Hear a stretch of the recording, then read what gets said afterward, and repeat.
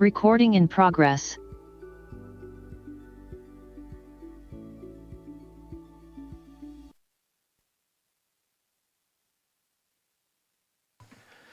Good evening, everybody. I want to welcome everyone to the Hayward City Council meeting, March 28, 2023. I'd like to call this meeting to order.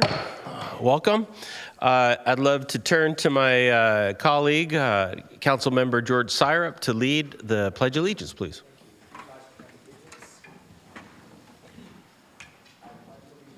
To the flag of the United States of America, and to the republic for which it stands, one nation, under God, indivisible, with liberty and justice for all. Thank you. I'd like to now have Madam City Clerk, if you can take roll call, please. Yes. Good evening, Mr. Mayor. Councilmember Andrews. Present. Councilmember Goldstein. Present. Councilmember Marquez. Absent. Councilmember Roach. Here. Councilmember Syrup. Present. Councilmember Cermeño. Here. Mayor Salinas. Present. Thank you. Thank you. I'd love to turn to our esteemed city attorney, Mr. Lawson, to give a closed session report. Thank you, Mayor and Council. The Council did convene in closed session at 5:30 with all members present, except for Council Member Marquez, who was absent. Considering that the issue on the closed session agenda was posted pursuant to the Brown Act involving a property transaction, the Council discussed, took no reportable action, but that item is going to return for action on the agenda for April 25th. That completes the closed session. Thank you, sir. I'd like now to, we have a special presentation today, and I'd like to have City Council Member Julie Roach sort of assist me on this, if she can hold up, being our staff attorney up here on the dais. She helped author this, and this proclamation is an acknowledgement of Women's History Month this month. This month, it is my honor and my privilege to bestow this upon the president of the Hayward Chamber of Commerce, Linda Renteria. And I'm going to read this, and then we'll go to the podium, and then you can make some remarks. So we'll go down there, we'll have a picture taken, and and then we'll crash social, we'll crash Facebook or something. I don't know what it is, but anyways, okay. All righty. So proclamation. Whereas Women's History Month, which was first celebrated nationally in 1981, honors and celebrates the struggles and achievements of American women throughout the history of the United States.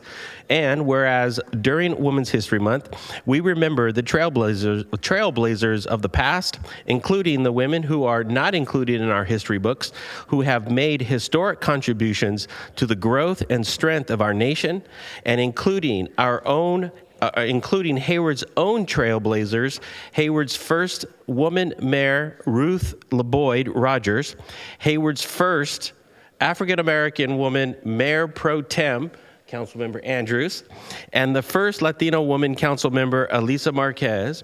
And whereas through hardship and strife, women of every race, class, and ethnic background have spurred change in communities around the world by joining together to overcome adversity and continue to lead the charge for a fairer, more inclusive, and more progressive society.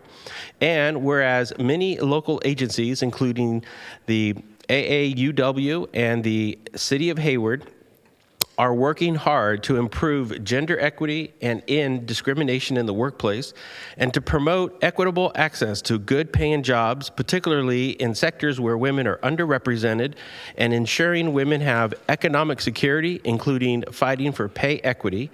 And whereas we recognize the work that remains to ensure that everyone can fully participate in our democracy and make fundamental choices about their health and bodies, And whereas Hayward recognizes all of the women entrepreneurs across the United States and Hayward who have launched their business ideas and developed them to successful businesses, and will continue to work with women entrepreneurs and connect them to resources that grow businesses and support their expansion. Now, therefore, I, Mark Salinas, Mayor of the City of Hayward, do hereby proclaim March 2023 as Women's History Month.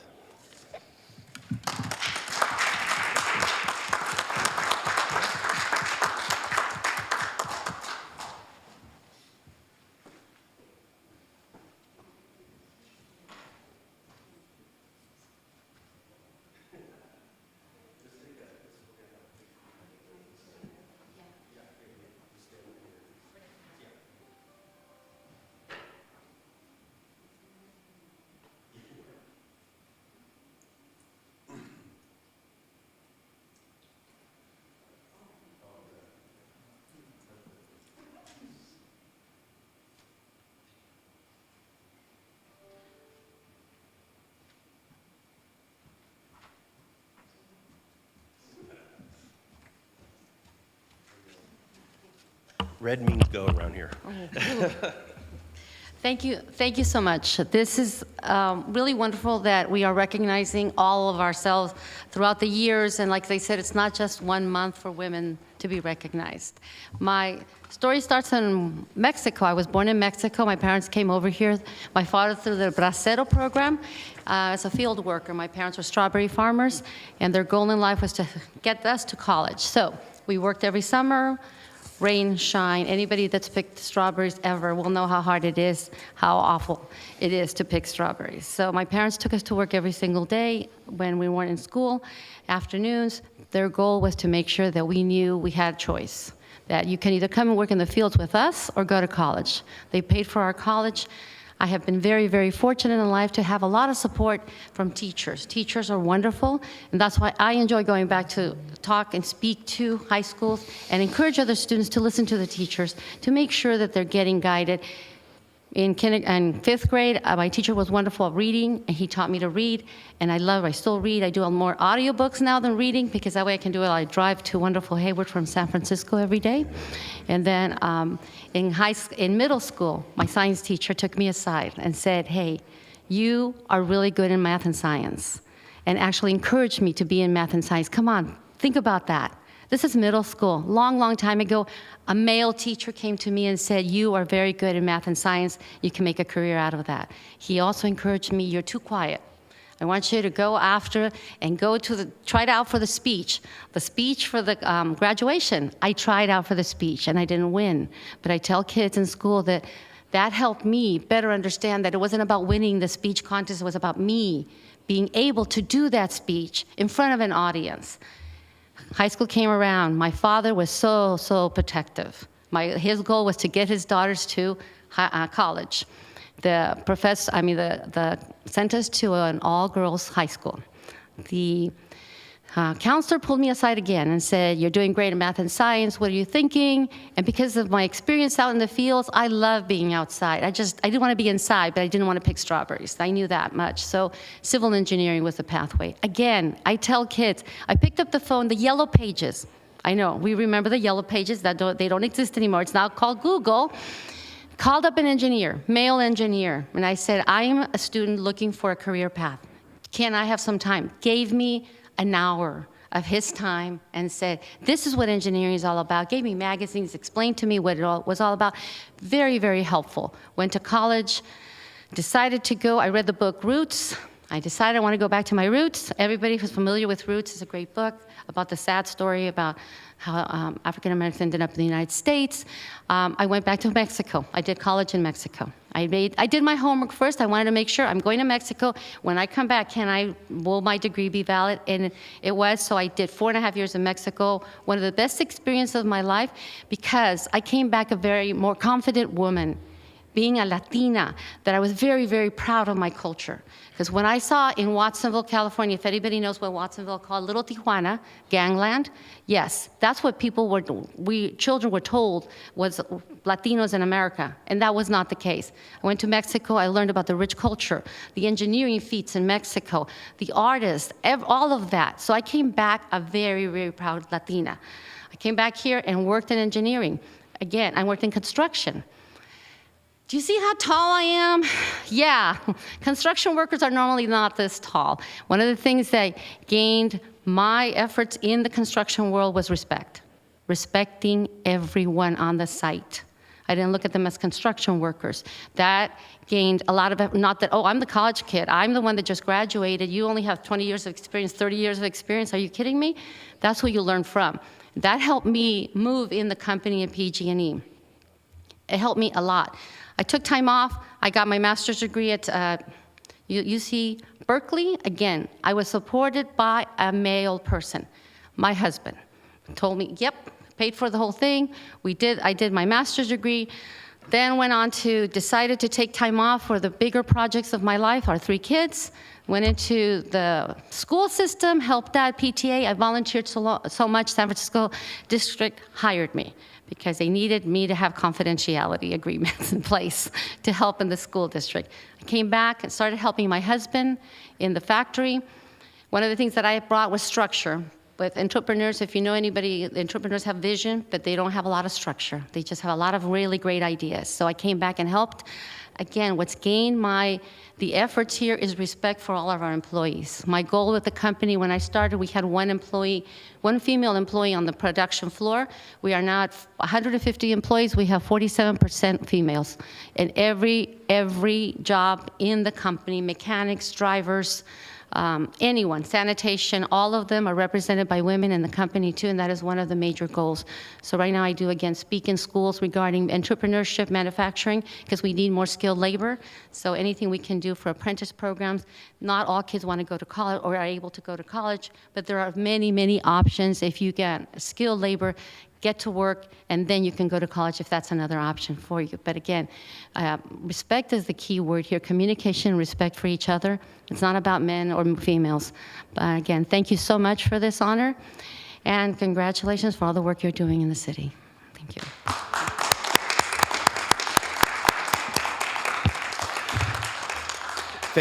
Thank you very much. From engineering, construction to potato chips and guacamole. And tortilla chips, yes, tortilla chips, yeah, and guacamole, yeah.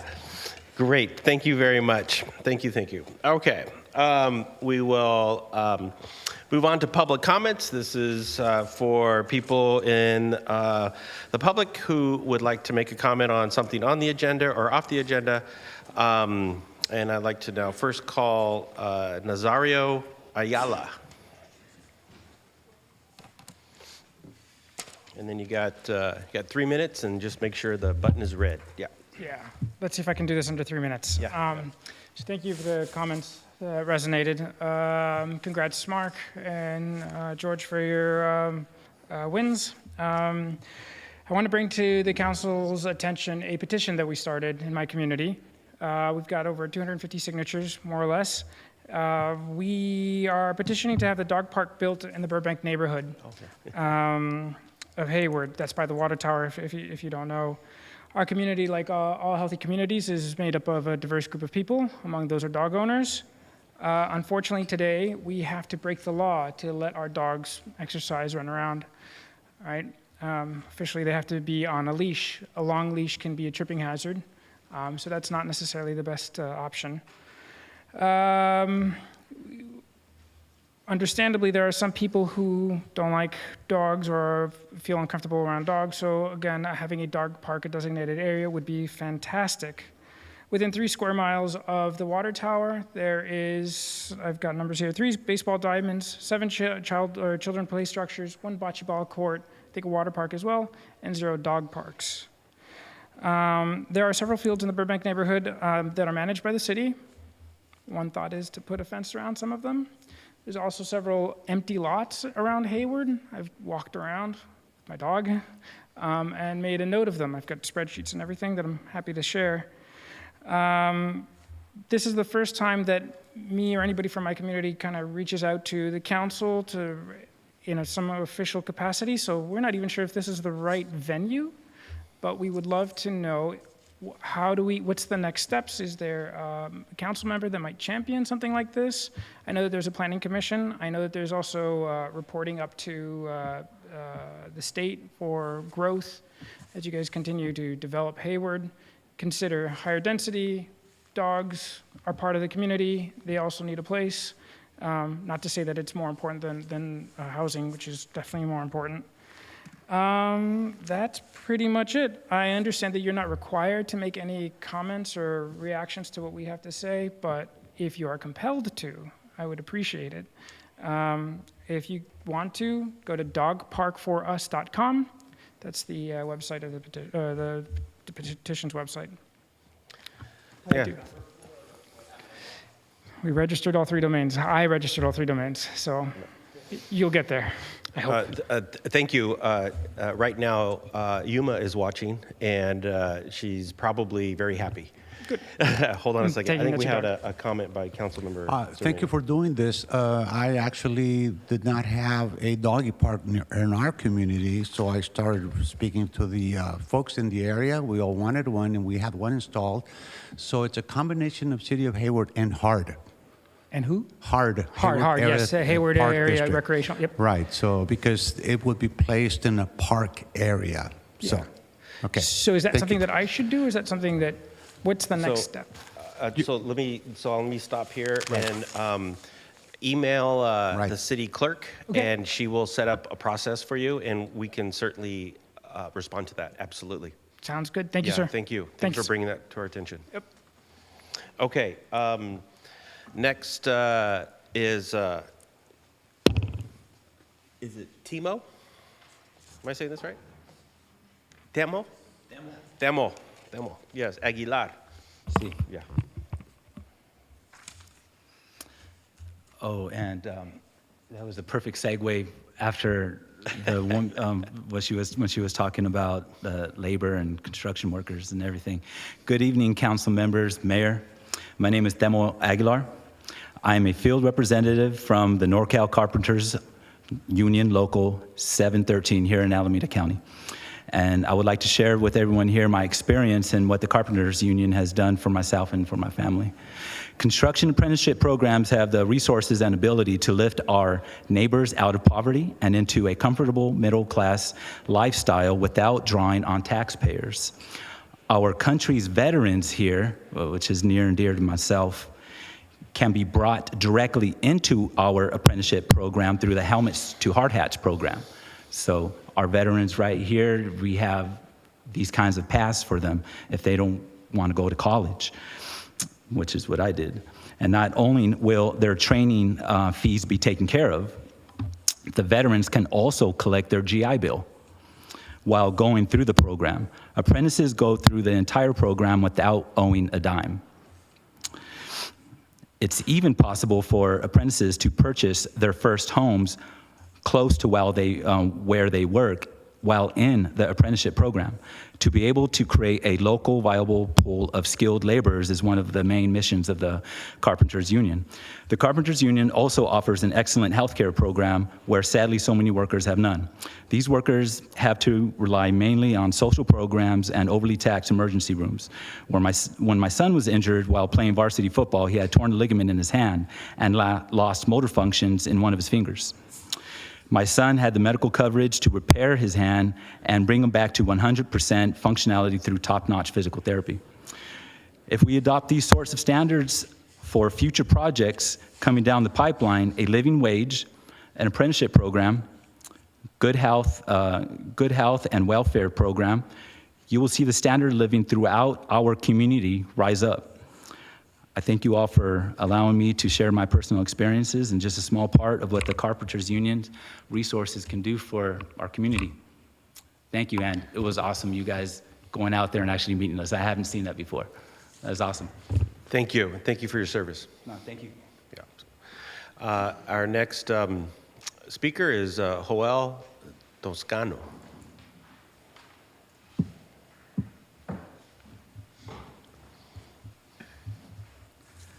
Good afternoon, City Council members and Mayor. My name is Joel Toscano, and I'm a field representative of the North Carpenters, Local 713 here in Alameda County. I work in many places in Northern California, so I can personally speak from personal experience the struggles so that construction workers experience on a daily basis. That's why I feel the labor standard language is very important because it would only help create a guideline for developers to follow. Language like healthcare, apprenticeship, and local hire would only set the standards for contractors when it comes to bidding on a project. Healthcare is important because healthcare is an important part of the language because 50% of California construction workers rely on some type of public assistance to be able to provide some type of healthcare for their families.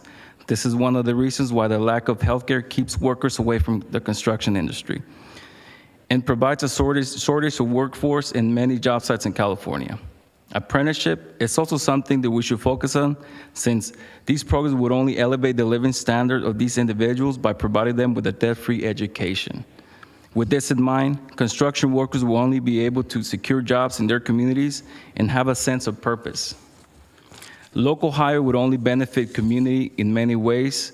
One could be by reducing the carbon emissions, by reducing vehicle miles traveled by construction workers. Also, it will make a huge impact by creating work and life balance for their families in this county. This would only lead to more construction workers become involved in our community in events like this one. By implementing language like this in future construction projects that are coming down the pipeline, it would only help set a level of standards for developers and would only help cultivate a responsible market for good contractors. This would only set a structure for future projects and set a bar for developers that are coming into Hayward. Thank you so much for your time. Thank you. Thank you. Okay, and I believe, I didn't check online, but let me see. I believe we have a public speaker, Mr. Paul Taylor, on public comment. I was just curious, Mr. Taylor, I'm not sure if you wanted to do a public comment or if you were calling in for a specific agenda item. Do you want to have a public comment or do you want to wait till we get to that agenda item on the agenda?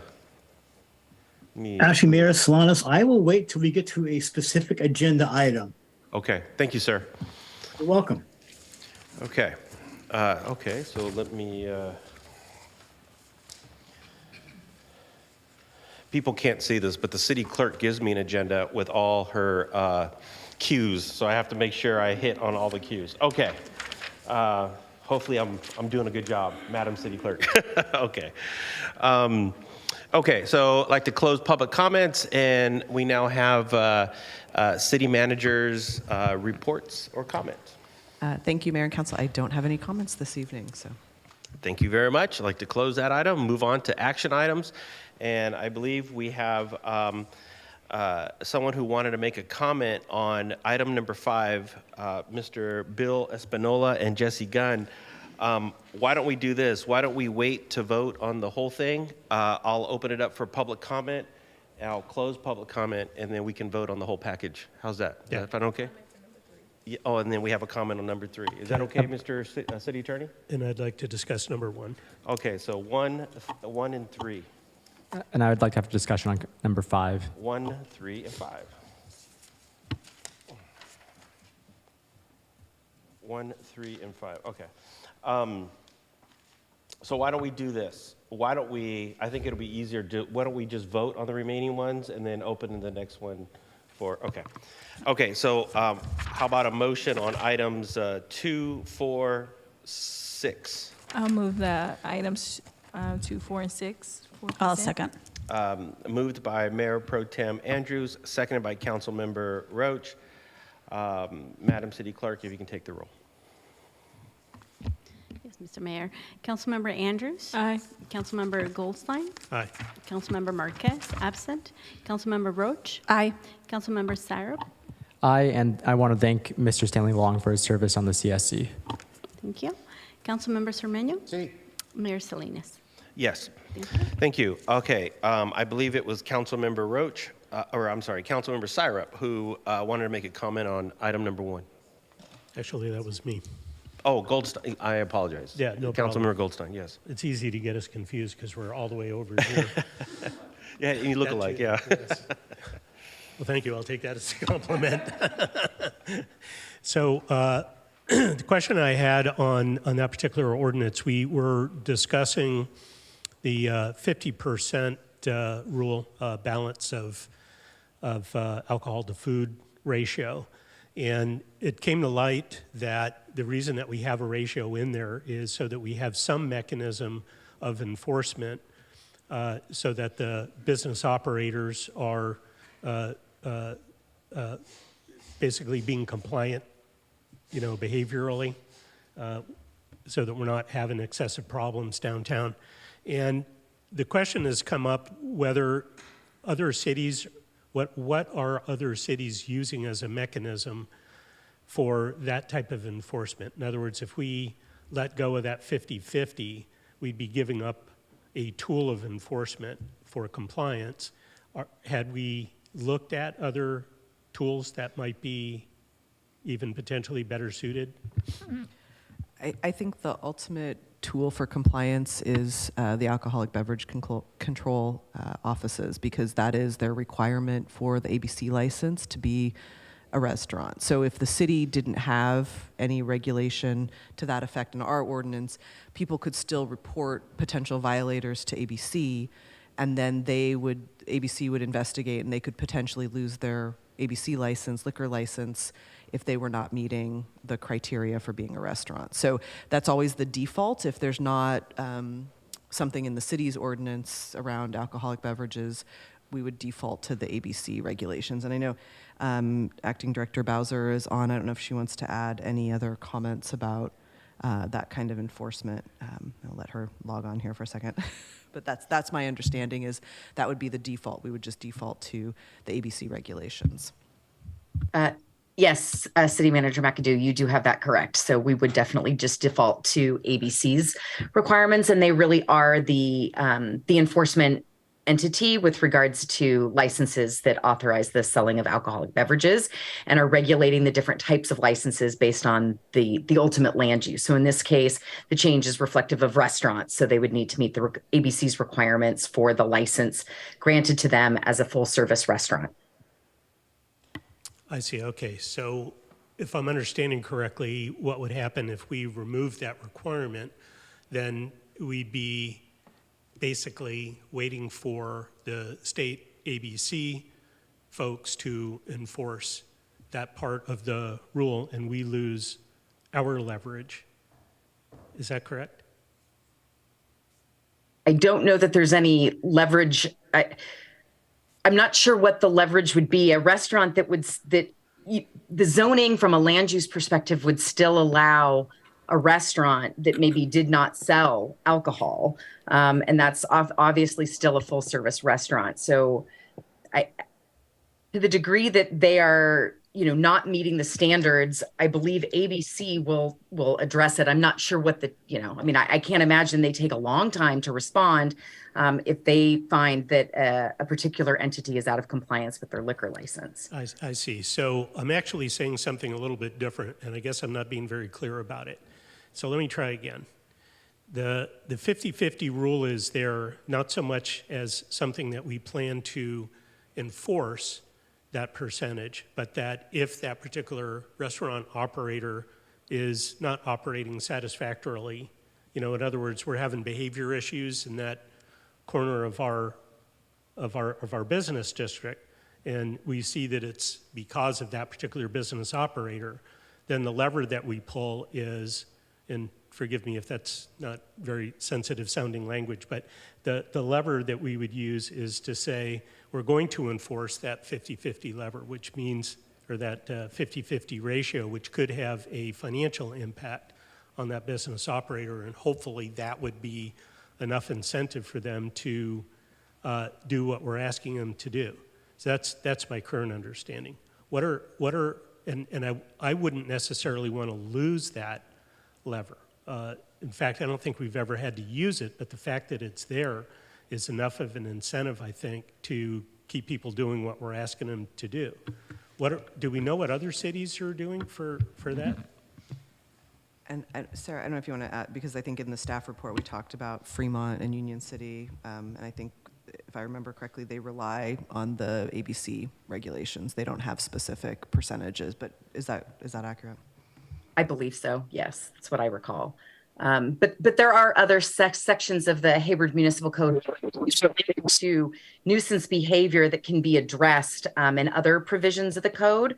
And so there are other mechanisms besides a 50-50 provision related to alcohol that could be utilized to achieve compliance of a particular establishment if there were problems. But again, it's I suppose it's up to the purview of council. You are the entity that made the recommendation. I think we're just back here tonight for the adoption, and I guess it would be up to council whether or not you wanted to open it up for further discussion. Mr. City Attorney. There might also be a conditional use permit, which does provide leverage, which is revocable based on violations such as not meeting the either the 60-40 or the 50-50 ratio. So in addition to the ABC regulatory framework, there is the local conditional use permit revocation framework. Okay, hopefully this is my last question then. Are we getting any pushback on the 50-50? I know we had anecdotally one person that spoke up about that, but generally speaking within our business community, and I think externally, looks like our business development guru is not online with us, or is he? Because my recollection is we weren't having any pushback that this was actually opening up Hayward for business. It Correct. is, yeah, and I think also, by being consistent with what our neighbors are doing, that's even better for business. It still is an additional requirement that we'd have here in Hayward that some of our surrounding communities don't have. I don't know that it creates that much of an additional barrier because it is what ABC requires. But some businesses would see that and maybe potentially think that's concerning that it's actually specifically in the city's ordinance versus just relying on the ABC regulations. So, and I don't think Paul Wynn is on the line right now. Okay, no problem. So in that case, I would like to make the motion to approve. Let's wait on the motion and then we'll move. Oh, do we need to go individual or can I just move everyone? Okay, yes. Thank you. I think Councilmember Sarup had a comment. Just a quick comment. Thank you for your questions, Councilmember Goldstein. A concern that I had heard, if there wasn't a ratio, which I was in support of during a previous meeting where this was first introduced, was if we had no ratio, there wouldn't be anything stopping a full-service restaurant from clearing their food offerings and just becoming a full-service bar to maximize margins. I guess I'm just curious, if there was no ratio, what do we have in place to disincentivize that kind of behavior currently?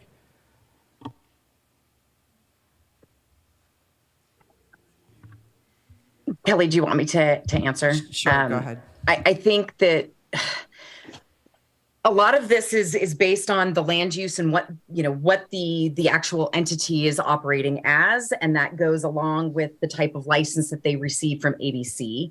A standalone liquor store or a bar or a nightclub would receive a different type of liquor license than the license that is granted to a full service restaurant.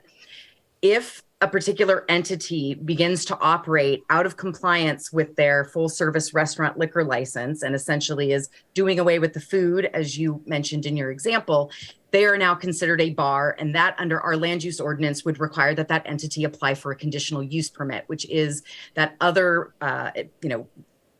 remedy that was mentioned by the city attorney. And then that would also change the type of liquor license that they would need to obtain from ABC. So there are controls in place absent a ratio. Thank you. I understand that this has been in the works for a very long time and it won't be brought before council in a while, but I am hoping when we are planning for our strategic roadmap sometime in the future, we can talk about revisiting this as part of that conversation on economic development. And I'm happy to second the motion. Moved by Councilmember Goldstein, seconded by Councilmember Syrup. Madam City Clerk, if you could take the roll. Yes, Mr. Mayor, and just for the record, no public comment on this item, correct? Yes, there are no public comments. Okay. Thank you. Yes. Councilmember Andrews? Aye. Councilmember Goldstein? Aye. Councilmember Marquez, absent. Councilmember Roach? Yes. Councilmember Syrup? Yes. Councilmember Cermeño? Aye. Mayor Salinas? Yes. Item number 3, and I believe Councilmember Syrup had, no, or was it? Yeah, Mayor Pro Tem Andrews had item number 3. Thank you. I just wanted to thank Mr. Jason Yates for his commitment to keep Hayward clean and green. And he was in charge of the educational aspect of Keep Hayward Clean and Green. And I'm hoping that with his resignation, we can also review our path forward with Keep Hayward Clean and Green. But just wanted to acknowledge this person in particular because he was at a lot of cleanups, at a lot of events, tabled a lot for the community and to educate kids about making sure they don't throw away trash in the street, but to actually use a trash can. That is a message for adults as well. Use a trash can, not the street. And I just wanted to again, acknowledge his efforts. So thank you, Mr. Jason Yates. Absolutely. Thank you. Did you want to move that? Yes, I'll move the item. Do I have a second? Second. Moved by Mayor Pro Tem Andrews, seconded by Councilmember Goldstein. Madam City Clerk, you can take the roll. Thank you, Mr. Mayor. Councilmember Andrews? Aye. Councilmember Goldstein? Aye. Councilmember Marquez, absent. Councilmember Roach? Aye. Councilmember Syrup? Yes. Councilmember Cermeño? Mayor Salinas? Yes, thank you. Thank you. Item number 5, we have 2 public commenters. First public comment, I'd like to call up Bill Espinola.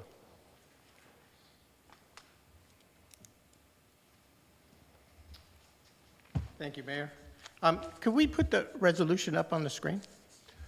Is there any way that the city clerk could do that?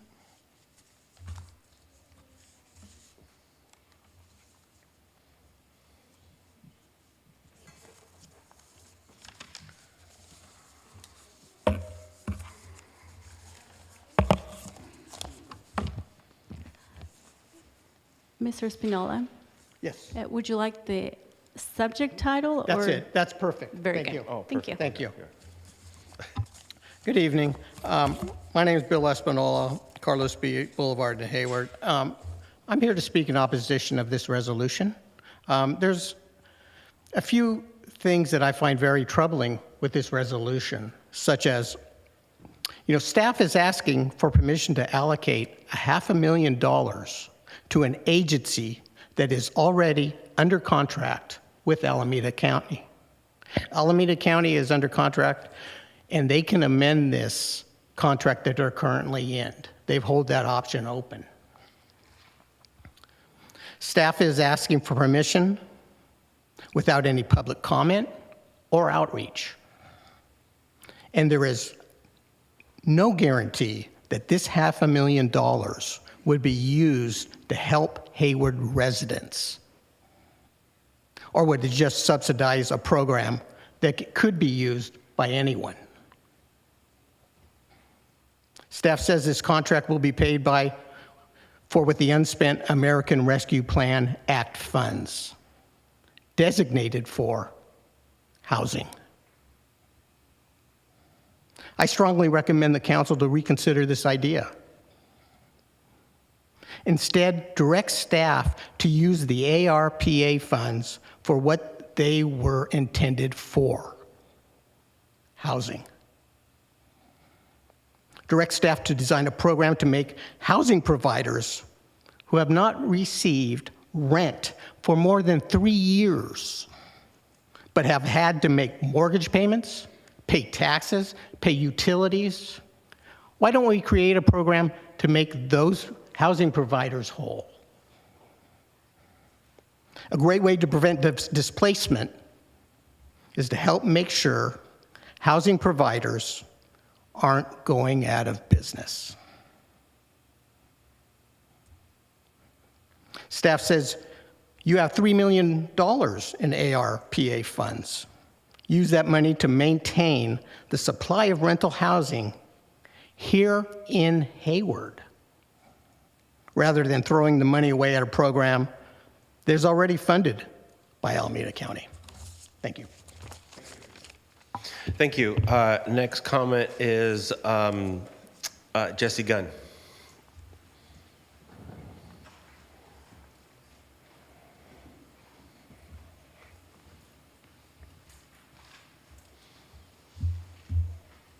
Red is on, okay.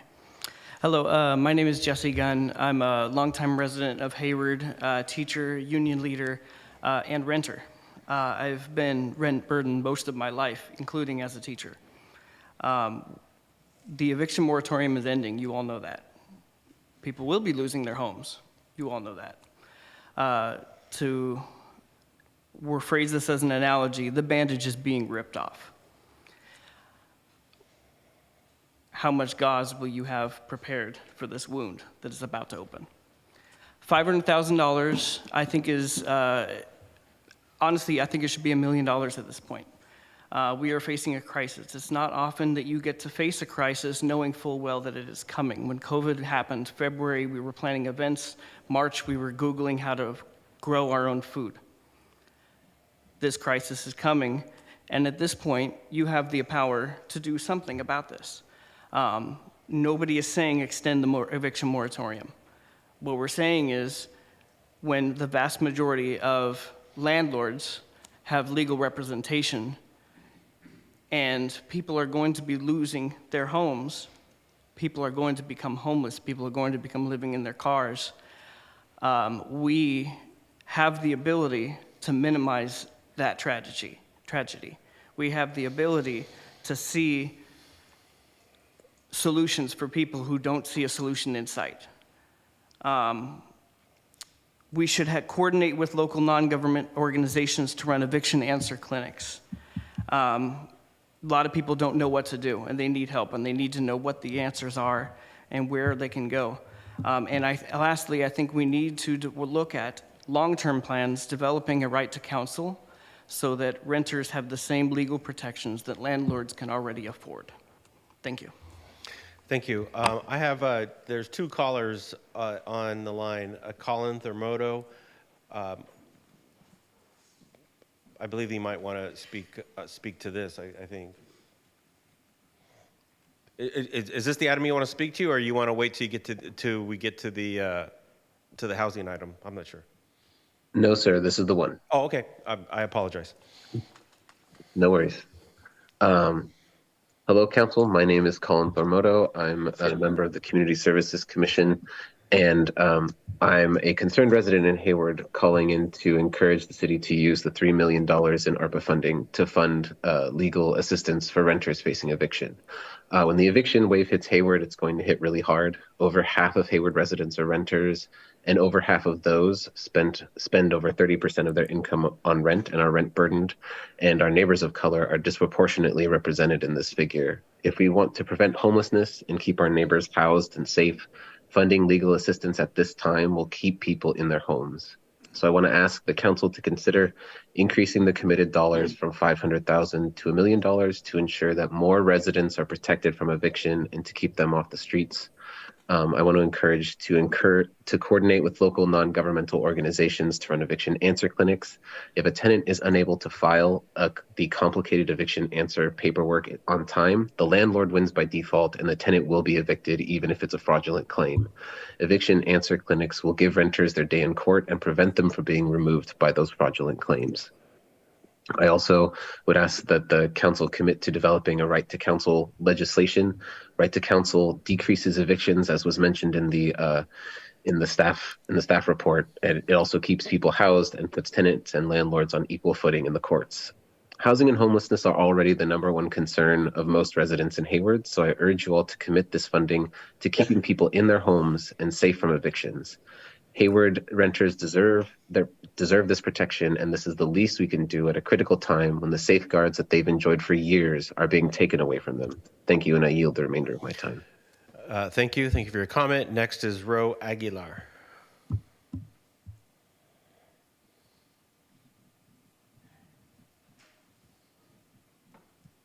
And council members. Now, while I have been, you're hearing me, right? Yes. Okay. Well, I have been primarily advocating for affordable inclusionary housing. I would like to make several points about the urgency of preventing evictions. The more we can prevent people from losing their current housing, the less we increase the number of homeless in Hayward. As stated in the staff report, with the expiration of the Alameda County temporary eviction moratorium, an expectation of more displacement to the streets is likely, if not a certain outcome. I support the staff recommendation of initial $500,000 of ARPA funding to Centro Legal de la Raza for multi-agency legal assistance and anti-displacement services, including access to free legal services. In addition, the city staff should monitor this contract to determine how many individuals and families were permitted to remain in their homes as a result of this program. And if additional revenues are needed and the result is positive, return to the council for additional funding. Speaking to the broader goal of the strategic priority to preserve, protect, and produce housing, no matter how many people remain in their current housing situation, the city still has over 400 and counting homeless who are out there in worse conditions due to cold, rainy weather. The city council must act urgently on this overwhelming crisis by leasing or buying more motels to provide the homeless with a safe, clean, and stable place to live, as well as a backup for those renters who lose their housing in spite of legal assistance. Is there some kind of leverage or incentive the city could use to convince the willing motel, hotel property owners to negotiate in good faith? Using home key funding, can the state offer the city assistance to prevent property owners from gouging the city's funds? Both of these approaches, keeping people in their homes and having traditional housing for those on the street, are critical to fulfilling the city and council's responsibility to govern for its residents with equity and compassion. Thank you. Thank you. I'd like to call on Ariana Castellanos. Yeah, that's correct. Thanks. Can folks hear me? Yes, we can hear you. Okay, great. Hi, my name is Ariana Castellanos, and I'm calling as a homeowner and a concerned citizen in Hayward to encourage the city to use the $3 million in ARPA funding to fund legal assistance for renters facing eviction. So I want to second the comments that Colin made regarding how hard it will hit over half of the residents that are renters, and over half of those people spend over 30% of their income on rent. I personally make sure that the people who are renting the home that I live in do not have to pay that much of their income on rent. They spend less than 20%, closer to 15% of their income on rent. And if I'm able to do that, I think that the city can also take some steps to make sure that our crisis of unhoused folks doesn't get worse. This is an opportunity to really get in front of it, especially because I don't want more of my neighbors to become unhoused. So I would like council to consider increasing the committed dollars from $500,000 to $1 million, to coordinate with local non-governmental organizations to run eviction answer clinics. I personally already know paralegals who are also willing to contribute pro bono hours.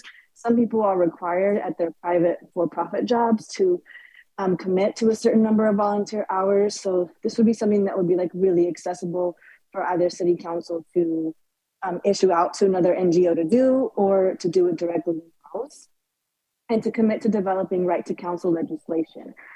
So that would also be a way to kind of partner with that and make that happen. So housing and homelessness are already the number one concern of most residents of Hayward, either because they care about people who are unhoused or because they are homeowners who don't like it on their street.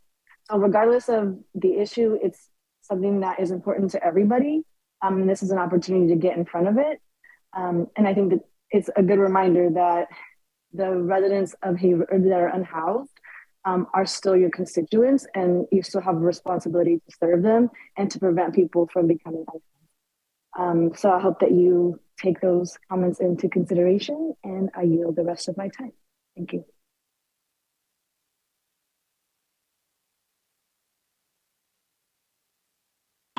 Thank you. Yeah, I mean, I feel like when you have 82% of landlords that having legal representation during eviction proceeding and only 3% of tenants do, there obviously is an imbalance. And I thank you for the staff report because it was really thorough and some of this background and the statistics that we're looking at.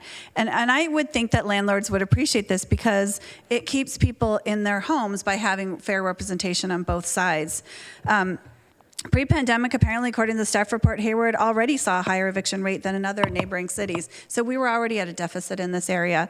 And I think to put something in place to allow for legal representation for tenants helps us stave off the crisis that is coming. I mean, with the county end of their moratorium, and which I think was timely for them to do, but they didn't put in place any renter protections. And according to the staff report, they have actually failed to continue to, they didn't re-up on their funding for the legal defense fund. I think that, I don't know if it was Central Legal or let's see, but it was a surprise to them. So there's already a deficit there. We don't, they don't have the dollars right now that they were expecting. So I think this is absolutely necessary. I think it's going to save us money in the long run because these are going to people that will not be out on the street now having to re-enter another system that will be needed to be funded in order to find them housing after the fact. So I think the minimum we can do as a city council is keep people in their homes, do what we can on that front. I'm all for allocating the $500,000, and I would be up for somehow streamlining further funds that might have to come later if the program is very successful, and we have a lot of people accessing it, and it is keeping people in their homes. So this is a motion near and dear to my heart. I do senior legal aid on the pro bono front, and a lot of seniors that come to me do have these kind of issues. And when they have the minimal amount of legal representation, it lowers their stress. It allows them to be able to stay at home. And the landlord is also satisfied because they now have a proper negotiation, accessing funds where they might be able to. So I am definitely in support of this, this ordinance. Thank you. Did you make a motion? Okay. I second. And I will move this item. Okay, moved by Councilmember Roach, seconded by Councilmember Cermeño, and I know we still have some questions and comments. So, Councilmember Syra. Thank you, Mayor. Thank you, staff, for this detailed report. I really appreciate the thought that went into it, and I want to also express my gratitude for the folks that called in support of it. I think what's proposed here is very reasonable. I think, like one of our commenters mentioned, we have $3 million in ARPA funds to allocate towards housing. This $500,000 is based on the estimated need that we expect, and in the report it says that they have the potential to come back and request more depending on the program's success. Also in that report is a desire to bring right to council before city council sometime in April, so I do think that's going to be part of the conversation going forward, and I'm happy that staff is acting on that. The part about public comment, the part from public comment that I wanted to speak to that I think could be added to this, and maybe this is part of the contract that we sign with Centro if we move this forward, is when somebody is evicted, they get a notice and they have 3 days to respond to it. I want to make sure that part of this legal defense includes assistance, maybe in the form of workshops during that 3-day period to help folks that are experiencing or receiving eviction notices. I just want to put that on staff's radar. I was curious if that's currently on the table or being offered by Centro as part of their plan. Yes, it is currently part of the process, and they definitely have in addition to one-on-one help, they have resources for people who can to help them understand the paperwork better. So for those that have the capacity to have just a little guidance and do self-serve, they have those resources in addition to being available to help people complete the paperwork. Great, thank you. And will the city be promoting those types of services? Is marketing going to be part of this budget? Marketing wasn't intended in part of the budget, but I think we would do similar outreach that we do with our other programs where we are doing social media campaigns And I'd have to look at our ability to provide some sort of direct mailer or additional outreach strategies, but we can look into that. Okay, great, thank you. And then my last comments are that I'm more than happy to support this. I understand the desire for there to be $1 million allocated. I would genuinely or generally want to support something like that, but from what I understand, there might be a more effective way to use the remaining 2.5 towards potentially a right to counsel program. And I'm curious what your thoughts are around that remaining 2.5. Is that part of your thinking, that $500,000 is the need right now, maybe more later, but in order for us to spin up an actual program, it might require a bit more startup funding? So we're still doing research, but preliminary conversations that we've had with the legal resource providers is that we need one to have an ongoing source of revenue to be able to fund the program with. So one-time funding isn't, since we would have to not only provide the funds to stand up the program, we have to have legislation in place and then be able to enforce the legislation. So when we need to build the infrastructure with the legislation, have ongoing revenue, and then the third component is having a pool of legal resource providers that could meet the demand. So we have to work on building that, but we can continue discussions with them and look into it further when we come back in April. Got it. Okay, and then for the remaining 2.5, do you know or have a rough timeline of when that will come before council? Right now, we're looking at the end of April, the last council meeting in April. Okay, great. Thank you. And I'm happy to support the motion as moved. Thank you, Mayor Pro Tem Andrews. Thank you, and thank you to all the callers and people here tonight speaking on this item. I had a question about whether we could send a letter to the county about requesting that they look at other ways to help with funding or providing a path after this moratorium ends. Just as Hayward has done this action item, we would request Alameda County to revisit their contracts and look at other ways they can move forward in the future. Yeah, I think we can look at a letter that's signed by the mayor to that effect. Okay. And then also wanted to know if we can look into rental assistance, therefore it could help the homeowner as well as the tenant. I know we do that, but... well, and I think maybe Housing Manager Morales can talk to this as well. I think we talked about that with the council last time. It's difficult, especially if we wanted to use ARPA dollars, because the county has already used ARPA dollars to provide rental assistance, and we don't have access to the list of Hayward tenants that have received that. Okay. So we're not allowed to double dip using ARPA funds and provide assistance twice to the same person. And so it would be difficult to verify that residents have not gotten assistance from the county because we have not been able to get that data from the county. Can we put that in the letter? We can absolutely put that in the letter. That's where I'm leading to. Okay, great. All right, so I am going to support this item, but I do want to see what the city can do to help support the homeowner. I'm very sensitive to all that they had to do during COVID. I know there was a lot of burden on the homeowner as well. So just wanted to know if our housing manager, Morales, has any programs in the works or something they can bring back to the council for us to review for the homeowner as well. If we're referring to owner-occupied housing, we currently do have a foreclosure prevention program in place that offers one-on-one counseling and help with loss mitigation services. And additionally, we have a small loan fund that's available to help pay the past due amounts. So we are working with the provider on that. So we do currently have a program set up. Okay, is there, I know I've seen some social media around that. Is there a way we can do an extra push on that as well? Yes, and I believe we are working on a next push. They do regular workshops, and so we will continue to work to get the information out. We also, when we receive notice of default, we do send letters to the property owners to let them know that the services are available. Okay, thank you. Councilmember Goldstein. Thank you, Mayor.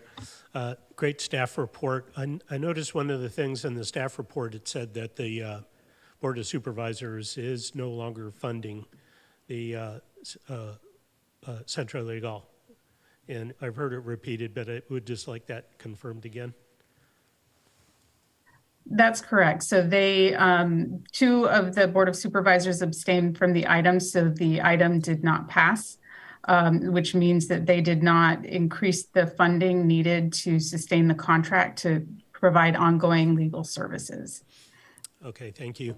And one other question that comes to mind is if there are currently any programs in place to help landlords who need financial help. Do we currently have any more of those programs available, either in Hayward or in the county? Programs that provide financial assistance to landlords. Yes. So that would be the ERAP program, which was providing the rental assistance. It provided it on behalf of the tenants to the landlords. And so the county currently has expended all the funding that they had available for that program. And there aren't plans to provide additional funding under that program. Okay, I understand. Having been a landlord and also having been a renter, I do understand the need to provide legal representation. It's the way that our laws work are not very straightforward. They're cumbersome, and for many people, filling out the forms, even if you have a college education, could be very cumbersome. So, on those reasons, I am in favor of this resolution. Thank you. Councilmember Cermeño. Thank you. And thank you for the report, too. Very well organized and full of good numbers.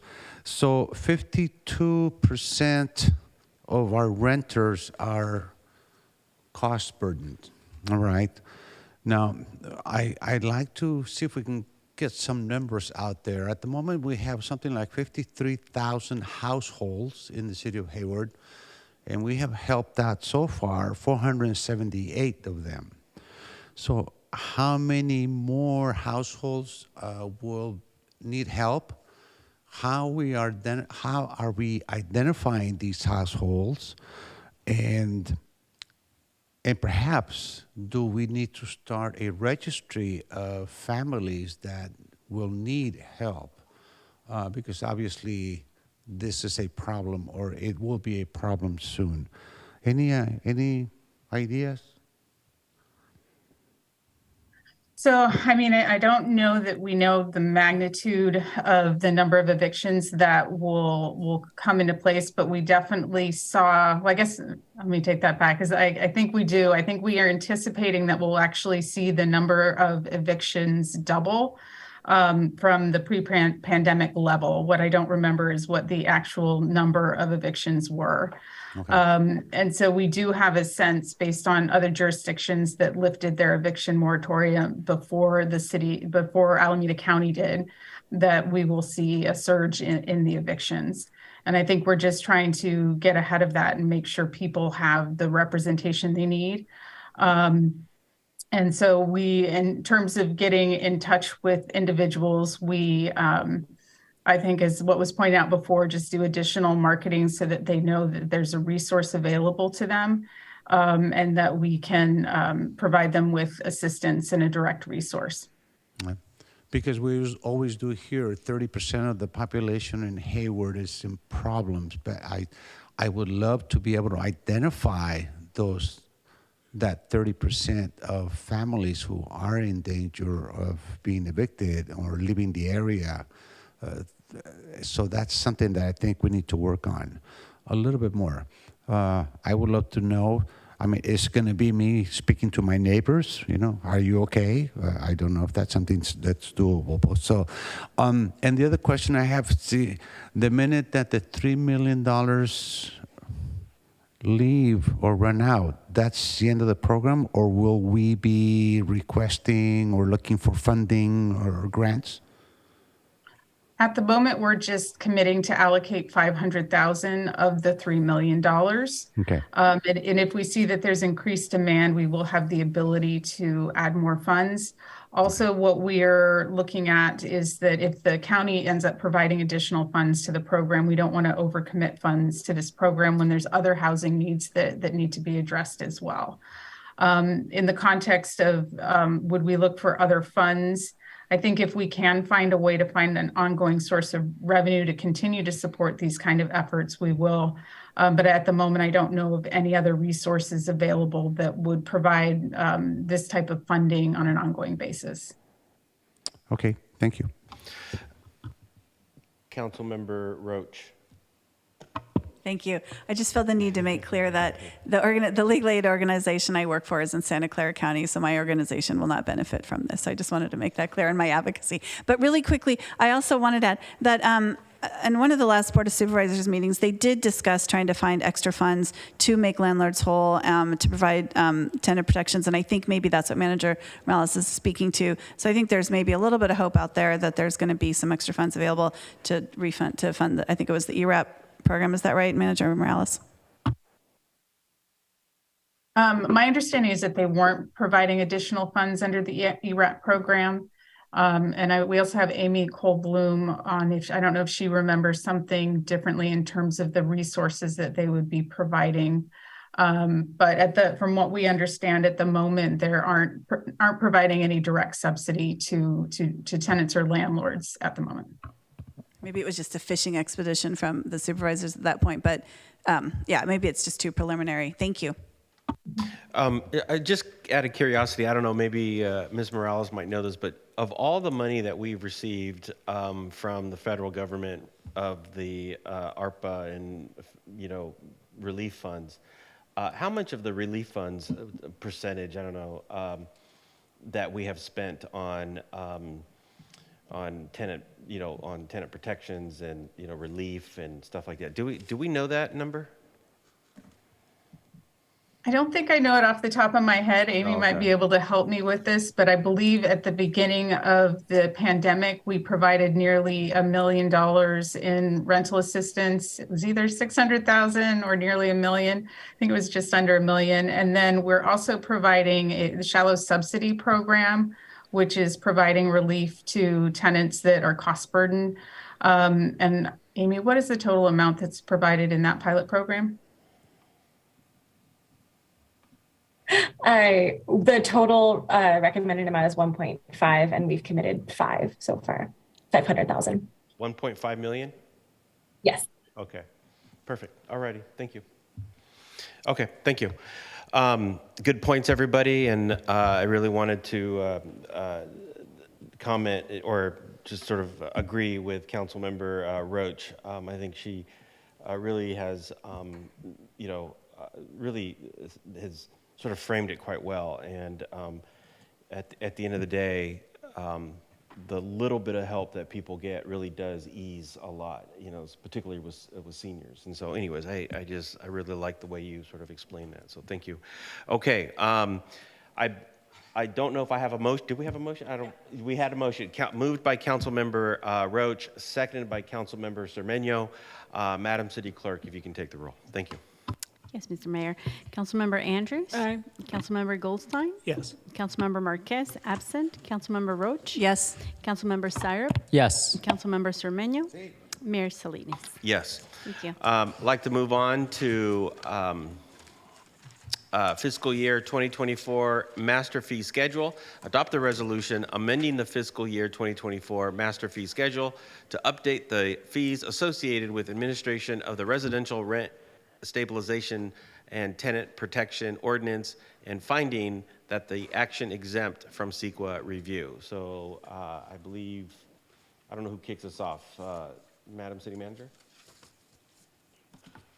I'll kick it off, but I will quickly hand it over to Amy Cole-Bloom and Manager Christine Morales to walk us through the presentation, and then all of us are here to answer any questions that you all might have. So Amy, go ahead and take us away. Great, thank you. Good evening, Mayor and Council. I am here tonight with our Division Manager, Christina Morales, to present on the city's residential rent stabilization and tenant protection ordinance, which we refer to as the RRSO, and its annual administration fee. Here's an overview of what we'll be discussing this evening. We'll start with some background, just to kind of let you know what the public meetings have happened on this so far to date. Then we'll do a discussion of some applicable rent stabilization legislation, just as context setting. Next, we'll go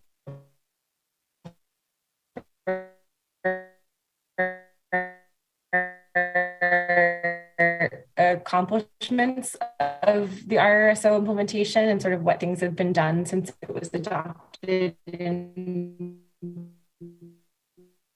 July of 2019. I'll share some data with you timely after that last items discussion about evictions and rent increases. Pardon me, I got distracted by my tech. Amy, I'm not sure if you can hear me. We'll review the analysis on the fee increase. You can go ahead. Can't tell if the slide has advanced. Did it advance? Amy, can folks hear me okay? No, not really. Is it possible? Can you hear me? Can you turn off your video, please? Okay. Yeah, my video is off. Okay.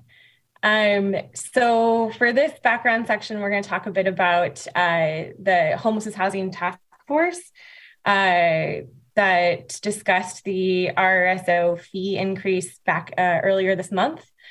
Task force members provided a range of feedback. We heard from them a desire for more information on the implementation and the efficacy of the ordinance. We also heard from them concern that not increasing the fee would underfund the program and weaken the protections that the ordinance establishes.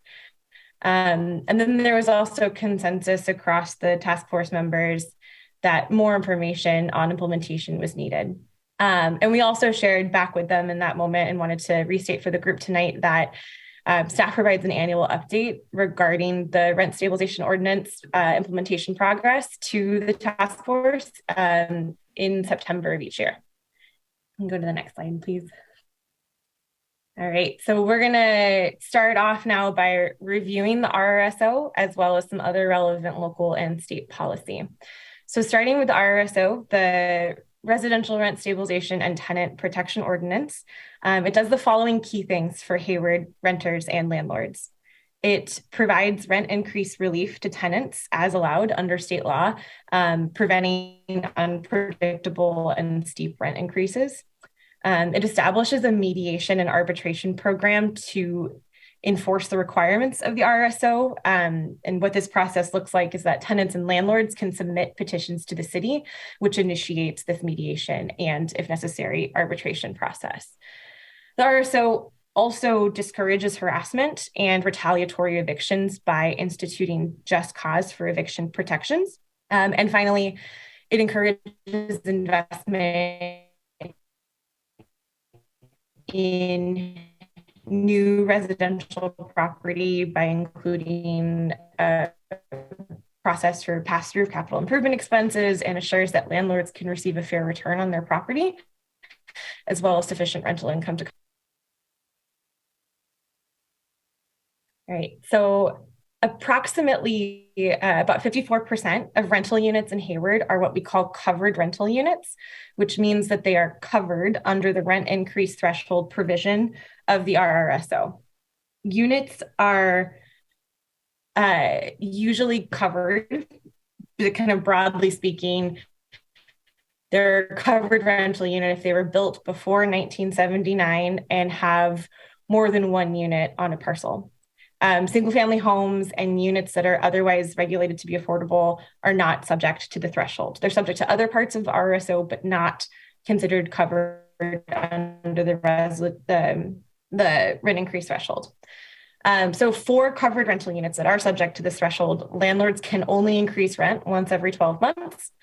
And that increase can't be more than 5% of current rent, with a few exceptions. And tenants and landlords to participate, in the rent dispute resolution process. So if a rent increase exceeds 5%, tenants can file a petition for review, which goes through our office, it goes through our consultant Project Sentinel to mediation and potentially binding arbitration. Another example of the petition process is if a landlord wants to increase rent beyond the threshold because they're not meeting a fair return on their investment, they can submit a petition for that as well. And there are also a few circumstances in which higher increases are allowed up to 10%. Next slide, please.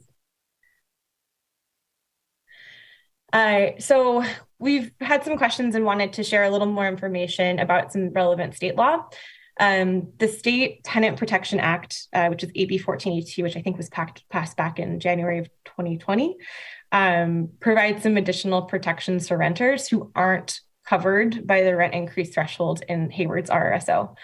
So the Tenant Protection Act creates a rent cap of no more than 5% plus the local change in the consumer price index, or 10%. So whichever is lower, that's where the cap is set at under state law.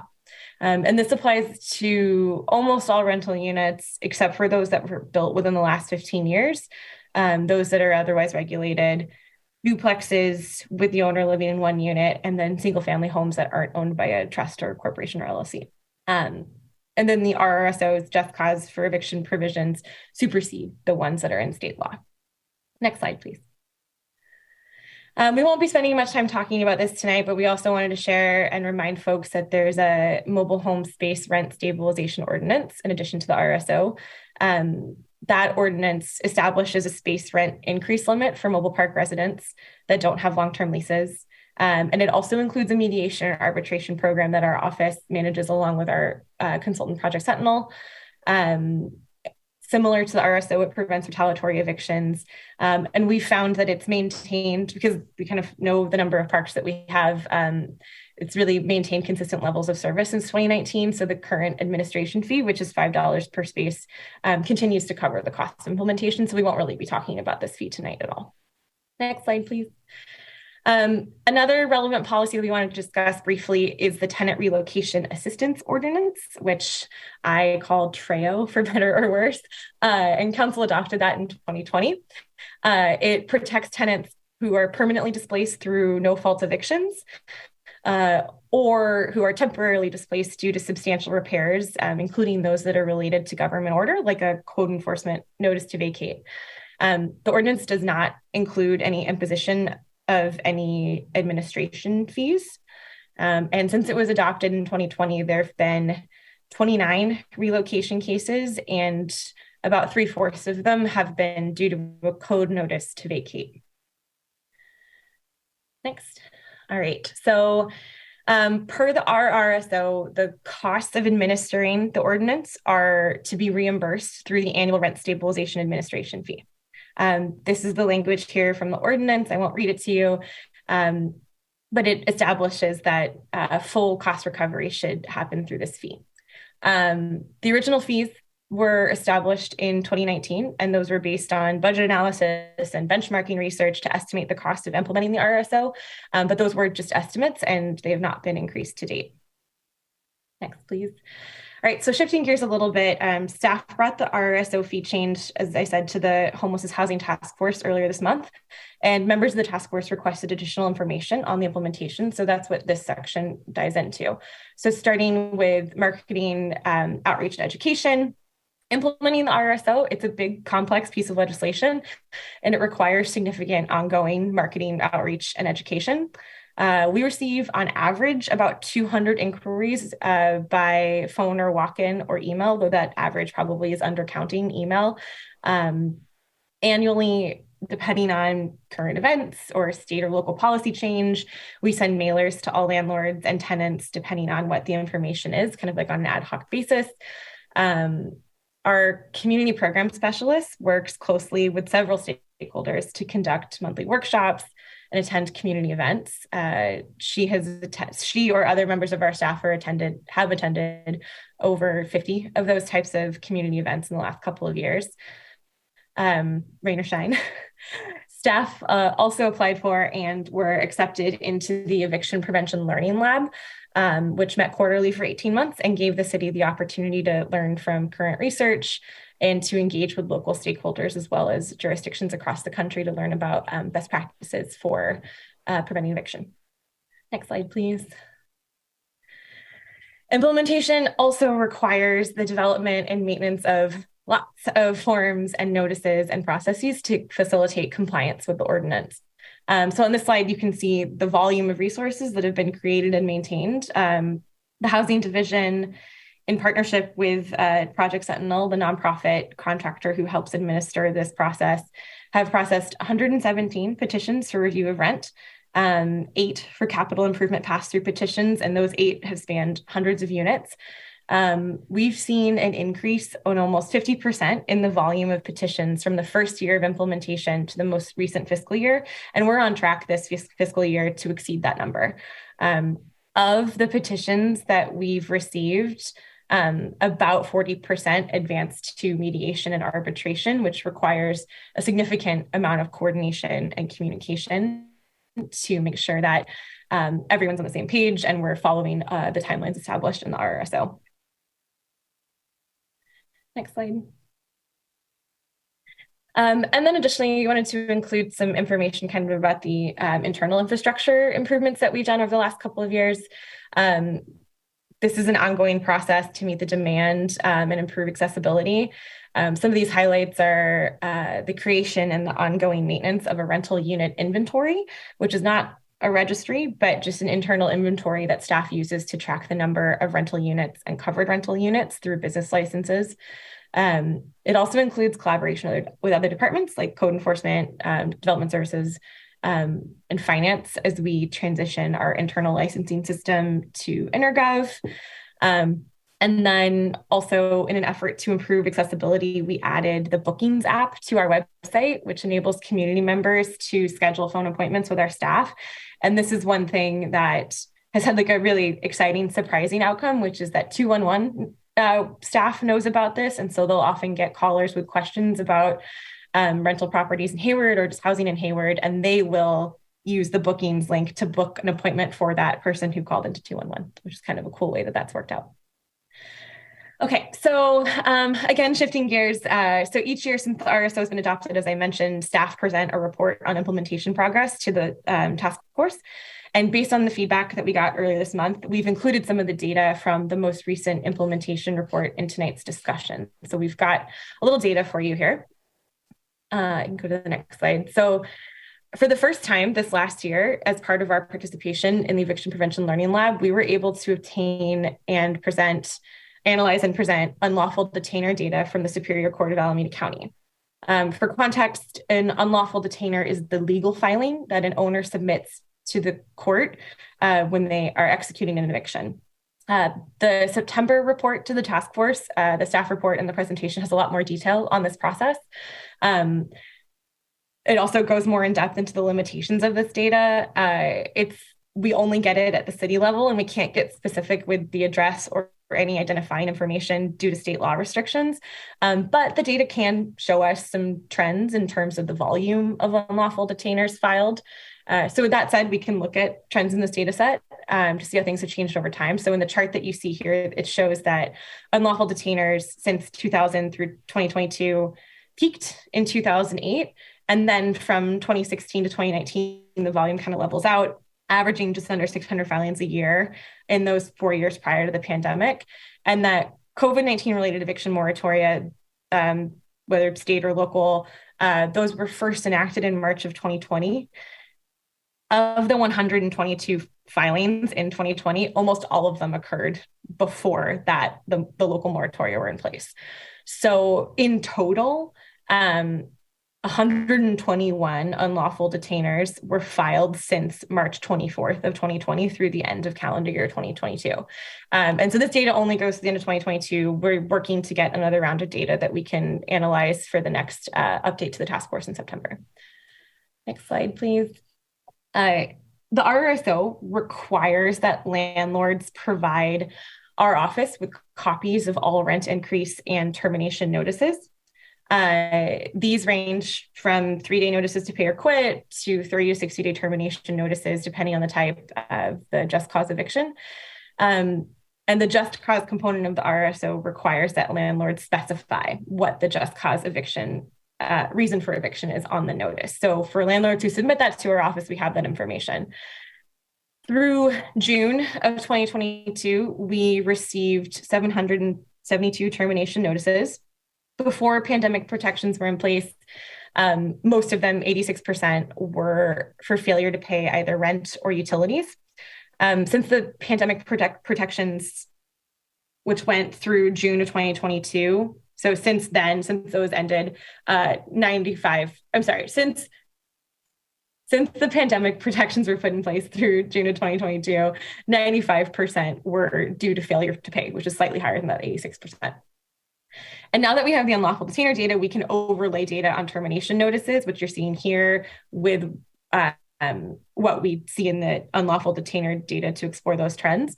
Prior to the pandemic, the number of unlawful detainer filings was greater than the number of termination notices that we received. There's a big increase in termination submissions starting in the second half of 2020, which is likely due to several factors, including a lot more outreach from our office during the pandemic. And anytime that we talk to property owners or landlords, we make sure they know about the ordinance, whether that's what they called us to talk about or not.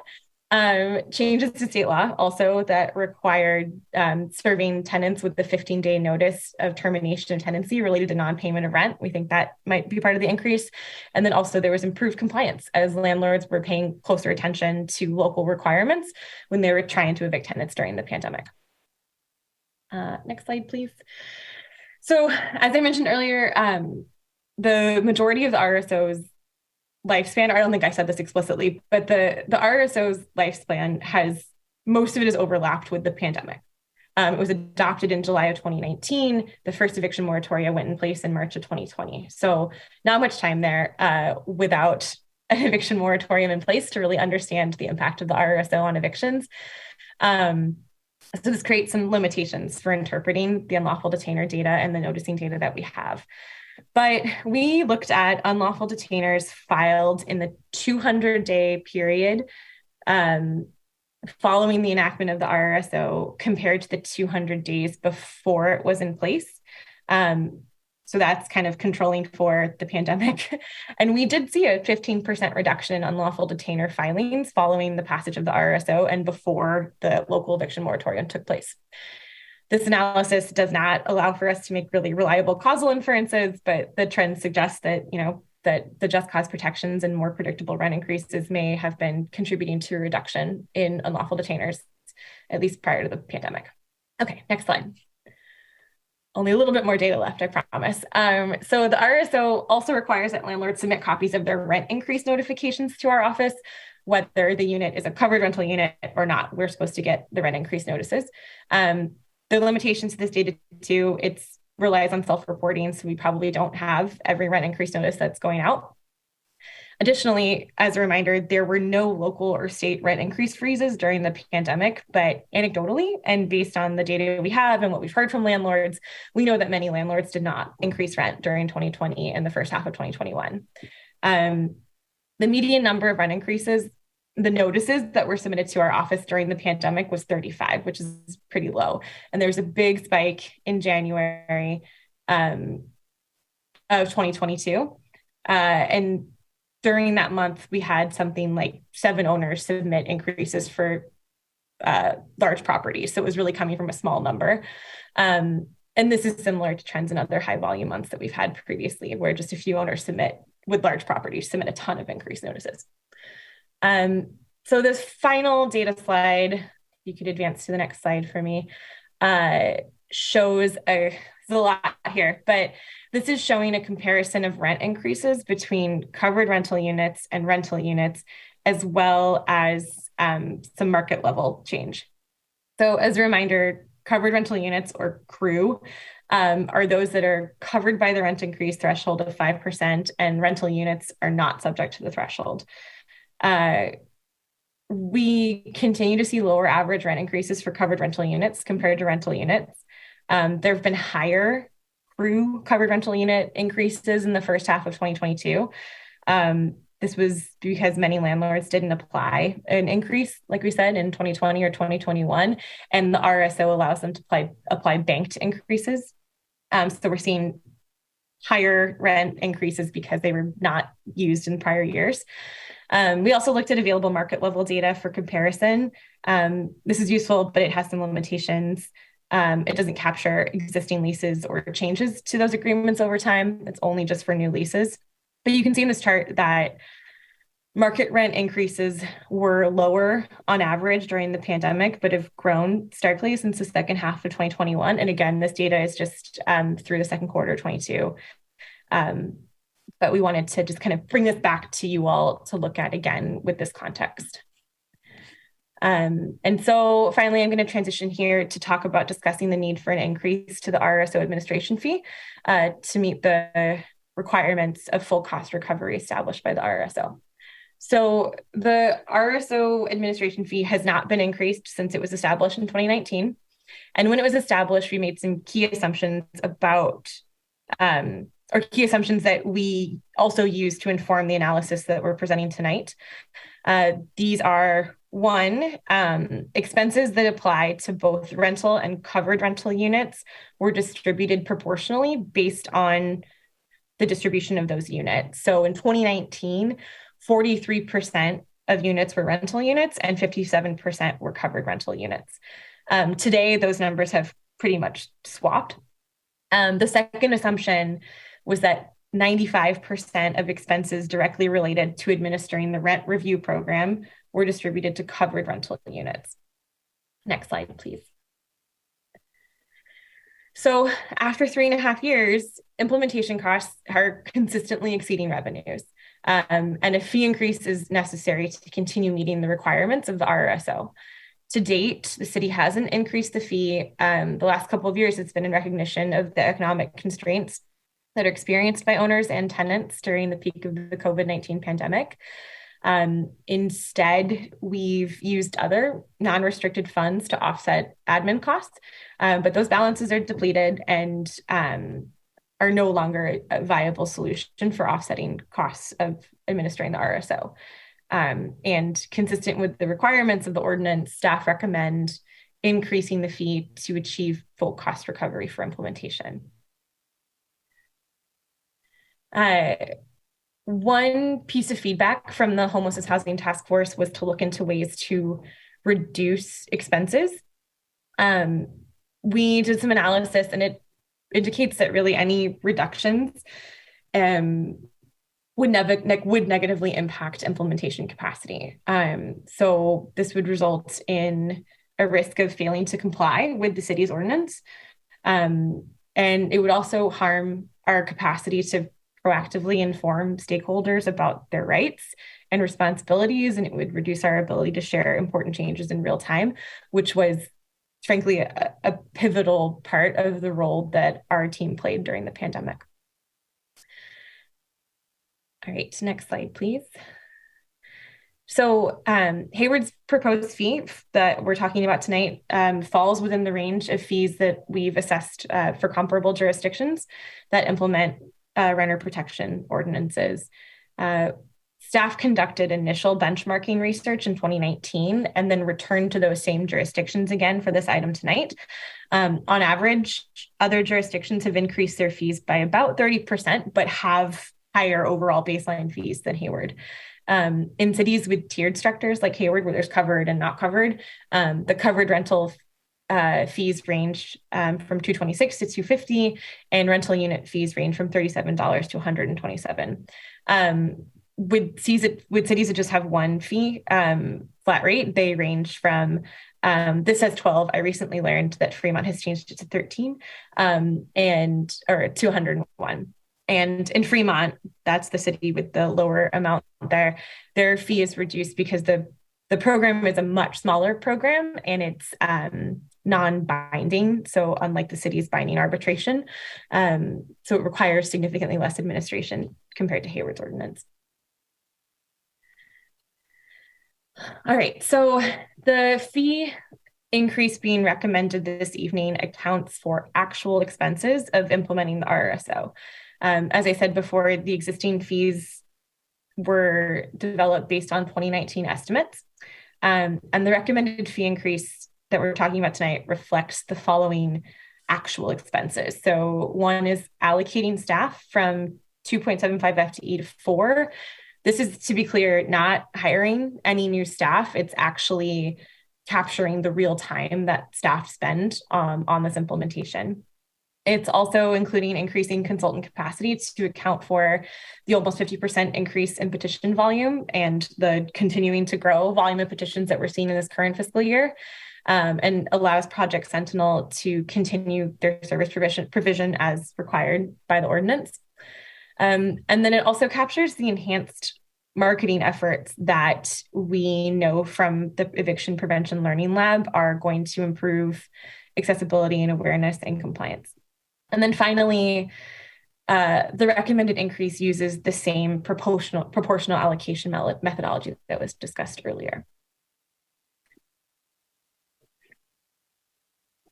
So this table shows the proposed fee increase, which would cover expenses for the next fiscal year, based on 4 years of actual data estimate, actual budget numbers.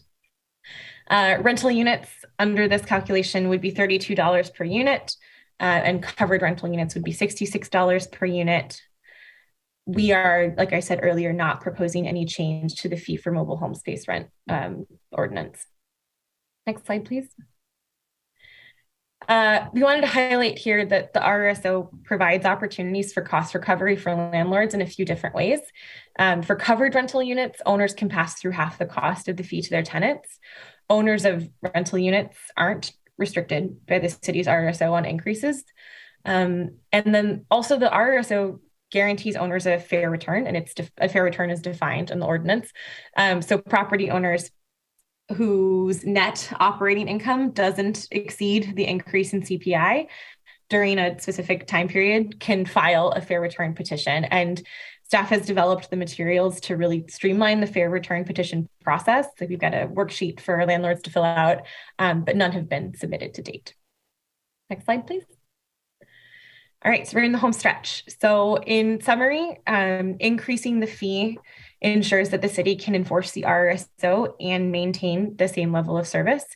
The RSO provides mechanisms for landlords to recover half the cost of the fee from tenants, in addition to a process for them to ensure they're making a fair return on their investment.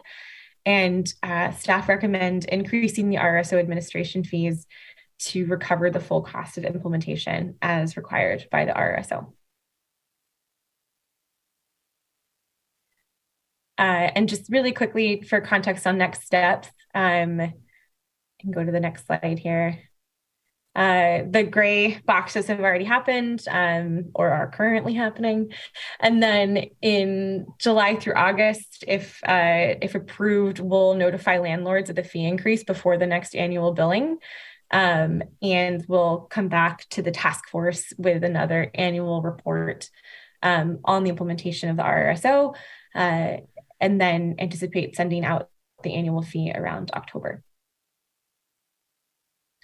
And thank you for your patience. That's the end of the item. Thank you very much. I know there's, oh, well, this is a, let me go back.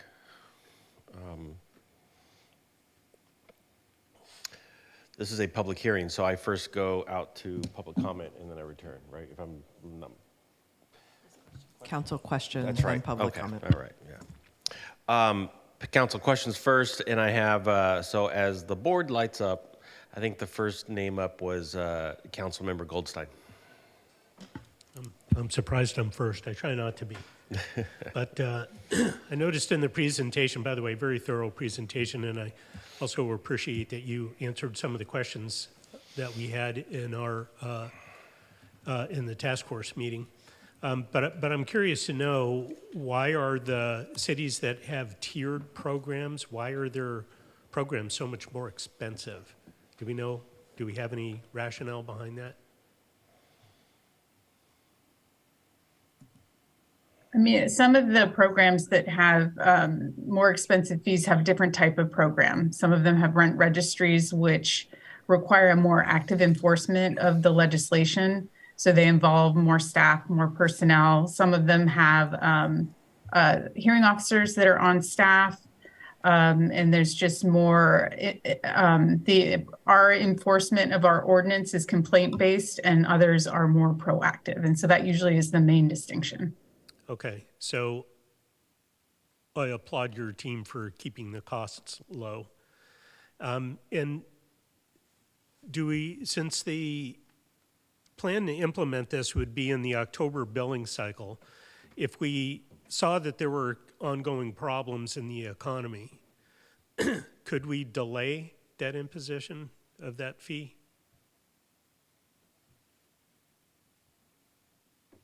I suspect we're establishing a fee that's going to be entered into the master fee schedule. I think I would have to discuss whether it's published in the master fee schedule, if we have to implement that amount or if we can reduce it. But the problem would be, since it's tied to our budget, we would not be able to recover the cost to implement the program. So since the fee is tied to how much it costs in order to provide the service, the question would be, what is the funding that's available to cover the city's costs if we didn't bill it that amount? So I would say that we really do need to bill it this amount in order to support our current budget, our proposed budget for the 2024 fiscal year.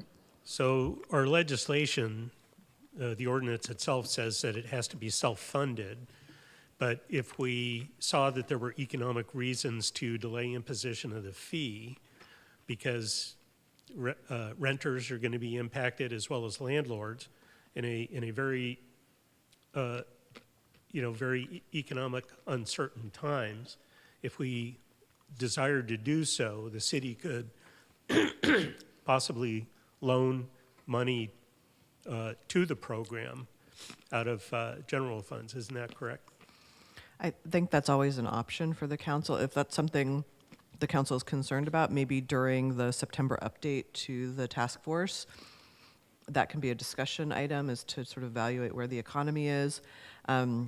Again, we try not to have, we try to minimize impacts on the general fund because those funds are limited, and so the council has generally had a policy of cost recovery for programs for which fees can be charged.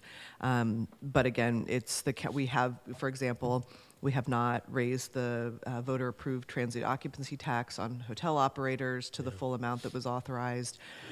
So maybe, if the task force is concerned, we can consider sort of maybe a tiered increase over a period of time. But I think this is a pretty small amount, and I think it was $26 total annually is the increase, and half of that can be passed along to the tenant. So it's not like it is. It is money, but it is not a substantial amount of money. It's basically $13 a month per unit. Yeah, I agree with that comment. My concern, though, is in reading much of the financial press right now, there is a threat of things getting worse before they get better. And I just wanted some clarity around what our options are, but you've perfectly answered those, so I appreciate that. Thank you. Councilmember Syra. Thank you, Mayor, and thank you, staff, for the incredibly detailed report. It was a great refresher on the ordinance, and I learned a few new things about it that I didn't know before. I was curious if you could speak to the banked increases. Could you explain how that works, the banked rent increases? Sure. So under the ordinance, if the property owner doesn't take a rent increase for any particular year, in the next year that they implemented rent increase, or let's say they even delay it a number of years, they can retain that ability to raise the rent 5% and then apply it to another year to a maximum of 10%. So by no means could they increase it more than 10%, but they would have the option of delaying rent increases. If for some reason maybe market conditions won't allow, they decide that because they've discussed it with the tenants that this year isn't a good year, so they might choose to do a 2.5% increase one year, The next year they give the 5%, and maybe that third year they take that what they banked in the year that they only gave a 2.5% increase, and then give them a 5% increase the next year. So it gives the landlord some flexibility to delay those rent increase and then recover the lost revenue at a later time. Got it. Thank you. And then in terms of receiving rent increases and termination notices, what % of landlords are compliant, and how do we enforce that currently? So we actually don't know how many landlords are compliant, since it is on the honor system. They're required to provide the rent increase and the termination notice, but we only know that we haven't received it if we receive information from the tenant that they have submitted, that they provided them with either of those notifications. So under the ordinance, the way it's written, there's no way for us to determine the accuracy of the notices that we receive, but at least does give us some sort of baseline for assessing what the activity is. Great. Thank you. Those are my questions.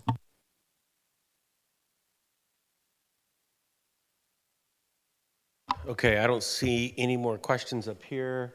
And then now I'd like to turn to public comment. And first public commenter is Mr. Bill Espinola.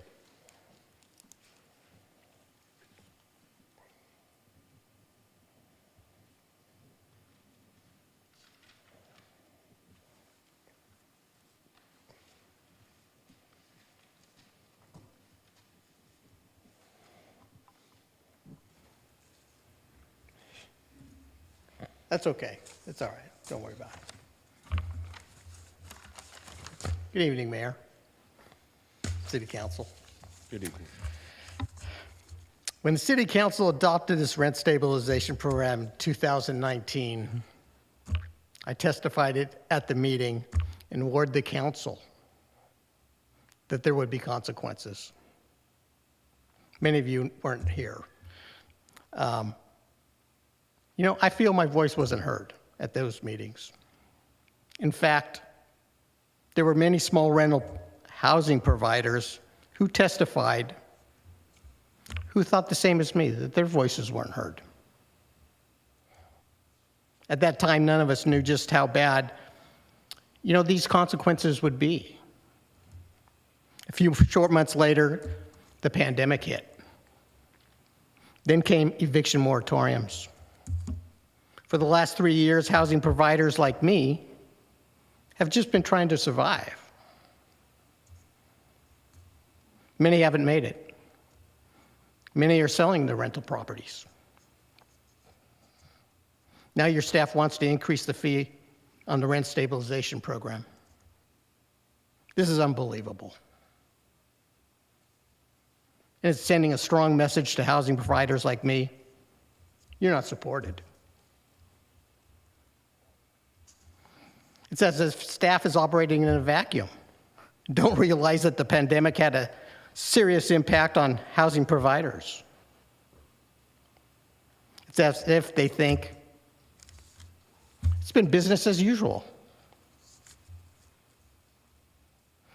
I shared my concerns during the Housing and Homeless Task Force meeting a few weeks ago. Just like 2019, I don't think my voice was heard. Look around. Housing providers like me are standing up. Other cities are recognizing that supporting housing providers is a big part of keeping tenants housed. Take a minute. Please reconsider this fee increase and adding more bureaucracy to a rental stabilization program. Please ask staff to acknowledge the impact that the pandemic has had on housing providers and focus their efforts on resources on keeping us in business rather than slapping us with more fees. Thank you. Thank you. Our next speaker is Mr. Paul Taylor.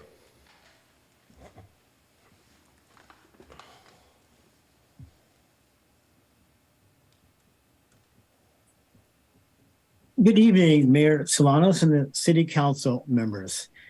That last speaker was basically a member of the RHA. So again, my name is Paul Taylor. I am the Executive Director of the Rental Housing Association of Southern Alameda County, and I'm board member of the Hayward Chamber of Commerce.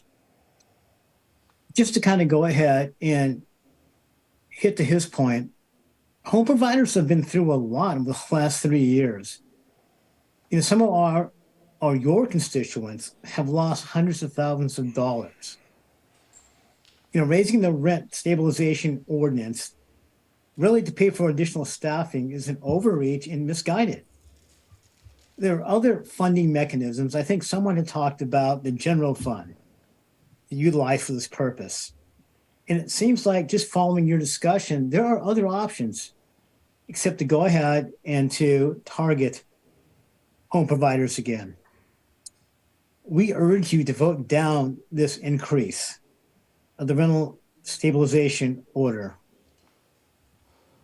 We really want tenants and home providers to not be so adversarial and asking basically home providers to hit tenants, even though it's minimal, with another increase. It's not productive. So with that, again, my board, who we've gotten a lot of calls in my office about this particular agenda item, and they're like Bill, they're concerned, and they're part of your constituency as well. So we are urging the council to go back to staff and ask them to find another funding source to accomplish their goals. With that, I yield back my time. Thank you. Thank you. Moving on to Colin Thermoto.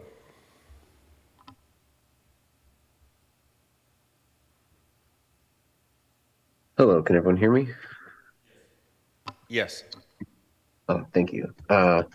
My name is Colin Thormoto. I am calling in as a concerned resident in Hayward to encourage the city to approve the increase in the residential rent stabilization ordinance administration fee to ensure that rents are kept affordable for local residents. Increasing the fees for the administration of the Residential Rent Stabilization Ordinance, or RRSO, is a necessary step to continue to allow the city to ensure that rents are held at a level that is affordable to current tenants and not randomly increased to push them out. As a resident of the city of Hayward, I have outside responsibilities beyond fighting to keep housing affordable. Unlike members of the Association of Rental Housing folks, I'm not paid to speak to you about this issue. It just impacts me and my neighbors directly. The cost for this fee increase compared to other local cities are well below their rates. In Richmond, it's up to $200, over $200 a unit. In Berkeley, up to $250 a unit. And in Oakland, over $100 a unit. Meanwhile, in Hayward, this is an increase to a maximum of $66 per year, half of which can, though if we are so concerned about our tenant friends, doesn't have to be passed on to our tenants anyway. This marginal increase in fees will have massive benefits for local renters, so I encourage the council to please keep this program going and fully funded so that more people are not forced from their homes, and to please approve this fee increase. Thank you. Thank you. Ariana Castellanos. Hi, can folks hear me okay? Yes. Okay, great, thanks. Hi there, my name is Ariana Castellanos, and I am a Hayward resident, homeowner, and I guess you could also call me a housing provider because folks rent from me. So I'm calling to encourage the city to increase the residential rent stabilization ordinance administration fee to make sure that rents are kept affordable for local residents. There's a lot of reasons why I feel like this is a perfectly acceptable way to find ways to support the things that we want to make happen. So this cost for this fee increase compared to other local cities, like Colin said, is well below their rates. So this marginal increase in fees will have a massive benefit for local renters. And so like if that keeps folks that I feel safe with and that I feel are trustworthy and that I feel comfortable with living also in the home that I own and rent out to, I think that that's perfectly reasonable.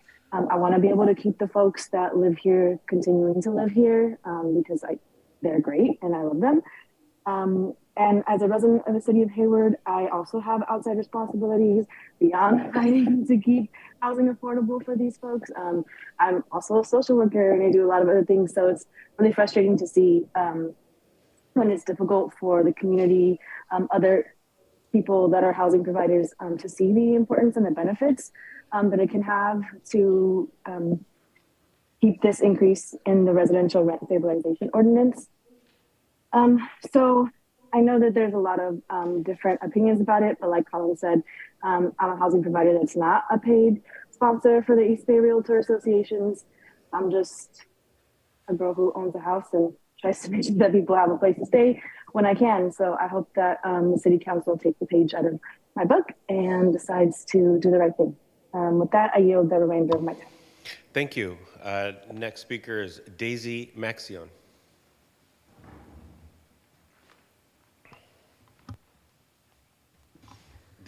Of course, the former ASI, Cal State East Bay Yes. ASI student body president. I have the future one over Yeah, there. So. great. Welcome to City Hall. Thank you, thank you. So, hello, like he mentioned, my name is Daisy Maxion. I am a current Hayward resident, East Bay alum, and currently a lead organizer with Filipino Advocates for Justice, currently serving the 17,000 Filipino resident population of Hayward. I am here to encourage the city to increase the residential rent stabilization ordinance administration fee to make sure that rents are kept affordable for local residents, as well as domestic workers, and as well as tenants that my organization serves. It impacts not only the community that I serve in my daily job, but it also affects everyone around me, my family, my coworkers, my friends, my college friends back in the day too, and my neighbors directly. My parents immigrated here from the Philippines and worked as USPS workers. They worked tirelessly to provide housing for both my 3 brothers and I when we were younger, and because of rent affordability and protections such as rent stabilization, they were able to save up and become homeowners and purchase our forever home here in Hayward, where my brothers grew up. My brothers and I grew up. This insignificant increase in fees will have a massive benefits for local renters and provide an opportunity for Hayward and their current tenants to save up for their forever home here. So please keep this program going so that no more people are forced from their homes, and approve this fee increase. Thank you so much for your time. Thank you, Madam President. Once a Madam President, always a Madam President. Thank you. Congrats, everyone. And then now, I guess the future Cal State East Bay ASI President, President Nolan Kalara. Good evening, council members and mayor. Just like as you mentioned before, I'm Nolan Kalara. I'm a student at Cal State East Bay, and I'm the tentative president for the upcoming 2023 and 2024 school year for ASI. I come today in favor of increasing the RRSO fee. The housing insecurity is a problem affecting my classmates, a population of 13,000 students. Rents is already out of control, and the RRSO is one of the only mechanisms available to manage the rental market in Hayward. If this department is underfunded, bad actors will take advantage of the lack of oversight. So please keep in mind my fellow students that look into affordable housing options, in addition to dealing with our education and other responsibilities. Thank you. Thank you, President-elect. Okay. There are no public commenters. I'd like to bring it back up here to the dais and see if there's any other questions, comments, or a motion. Mayor Pro Tem Andrews. I might have missed this in the report, but is there an opportunity for homeowners to apply for a hardship if this comes up and they're experiencing issues with paying for these fees? I'll let Housing Manager Morales see if there's explicit language, but usually, generally, we have appeals process for most of our fees, but I'll let Manager Morales talk to specifics in this ordinance. There's no explicit language in the ordinance, but it does refer, I'll have to research more in Muni Code. If City Manager McAdoo says that there is a policy in place, we can definitely look at what existing policy there is for hardship cases. I would be interested in seeing that policy come back and then we can review just so we can have, if there's an opportunity to help the homeowners in the situation, I think we should look into it. I think it's possible. And I'm looking to our former finance director sitting next to me. I think it's generally related to fees in the master fee schedule that there can be a petition to the finance director, but we'll double check because I think it's related to any fee that's in the master fee schedule. Okay. And not, so that would allow people under this fee as well to petition for relief. So let us, maybe we can do some digging while you're asking the rest of the questions. That'd be great if I can have that reviewed. Yeah, we'll take a look at it. Okay, now let other council members ask questions or make comments, but that would be really important for me to help decide this. Councilmember Roach.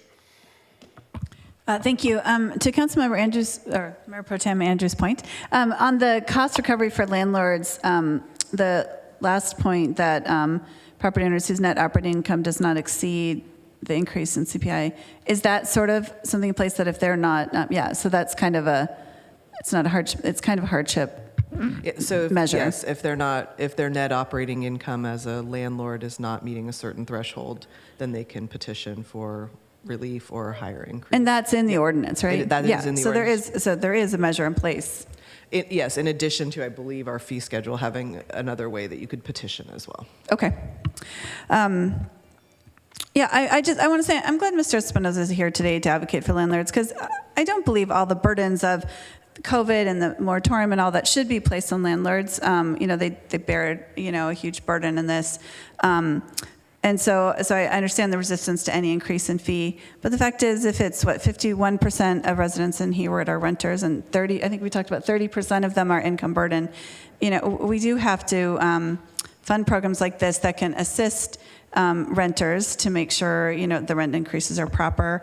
And because just like the legal aid, I think programs that help tenants understand their rights, landlords be able to communicate together with the tenants, will keep people in their homes, and I think that's what we're trying to do. And with a potential crisis looming, anything that's going to help that communication between tenants and landlords work this out and keep people in their homes, I think is, like, again, as a minimum, something that we should be doing. And just looking at the comparison to other cities, we're obviously still really low. The percent increase is high, but the overall number, $66, is still much lower than our neighboring community. So I think it's just a catch-up fee as well. It seems like a big increase, but it's really a catch-up because we haven't increased it over the last few years. And I do think it's fiscally responsible for us to pay for this program, especially because, as we've heard, there's money coming from all sorts of pots for all sorts of programs. And so I think trying to find a way to stabilize, to keep this program paid for is, a fiscally prudent thing to do. So I am in favor of this increase. And I think, so I think that's all I wanted to say on that. Thank you.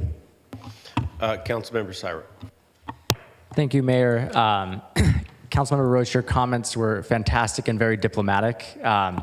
I completely agree with you. I think what Councilmember Zermeño said earlier, I wrote it down. How do we make sure people aren't being evicted when we're talking to our neighbors? This is how the city does it. And this ordinance does so much more than just stabilize rent. It's to the benefit of both the tenants and the landlords, creating mediation opportunities. I mean, it was laid out on slide 6. I'm just going to pull it up for my own reference, so I'm not talking out of thin air here, if I can find it. Okay. So I just want to read this through really quick so we're all on the same page. This is more than just stabilizing the rent percentage. This is establishing a mediation and arbitration program to enforce requirements and to reduce displacement. It discourages harassment and retaliatory evictions. It encourages investment in new residential rental property. And it also assures landlords receive a fair return on their property and sufficient rental income to cover operational costs. Thank you, Councilmember Roach, for pointing that out. So this is, to me, a win-win policy. And it's also about public safety. When we talk about reducing the homelessness, the population of unhoused folks in our city, when we talk about helping people escape the cycle of poverty and keep them in their houses, when we talk about being fiscally responsible and not spending more money on our emergency resources for folks that are dealing with symptoms of poverty, this is one of the tools at our disposal to do it. And if I'm going to be a little bit petty here, I received a comment from a next door activist that was adamant that staff needs resources to do their job. And I was hoping that they would call in support of this, because this is a perfect example of how we improve public safety in our city by funding certain social services. I think that our laws need to be enforceable. This is an ordinance that we have in place. It very, very clearly needs to be self-funded. And I don't think the increase I think the increase is incredibly reasonable. And so I am very much in support of this rent stabilization ordinance. I appreciate the thought that went into this proposal. And I think that my last comment is I don't want this to be adversarial. I believe Paul Taylor said, there's a lot of adversarial tension between landlords, and I prefer to call them landlords instead of euphemizing it, and tenants. But this policy is putting the cost on both the landlord and the tenant. So together we're creating a healthy mediation system, and I think that's not adversarial at all. If I were to take it a step further, I would love to see an iteration of this policy that didn't rely on an honor system for us to track rent increases or termination notices, and would potentially remove the fees that were being passed on to the tenant. But for now, I think this is good as it is. There's always room for improvement, but I would love to move this item. Moved by Councilmember Syrup. Second. Seconded by Councilmember Roach. Let me see if there's any other questions. Councilmember Zermeño. Thank you. I do like the program also. I think it goes a long way towards the economic downturn that colleague Goldstein has mentioned. Very, very important. So we need to ensure that we're ready for this.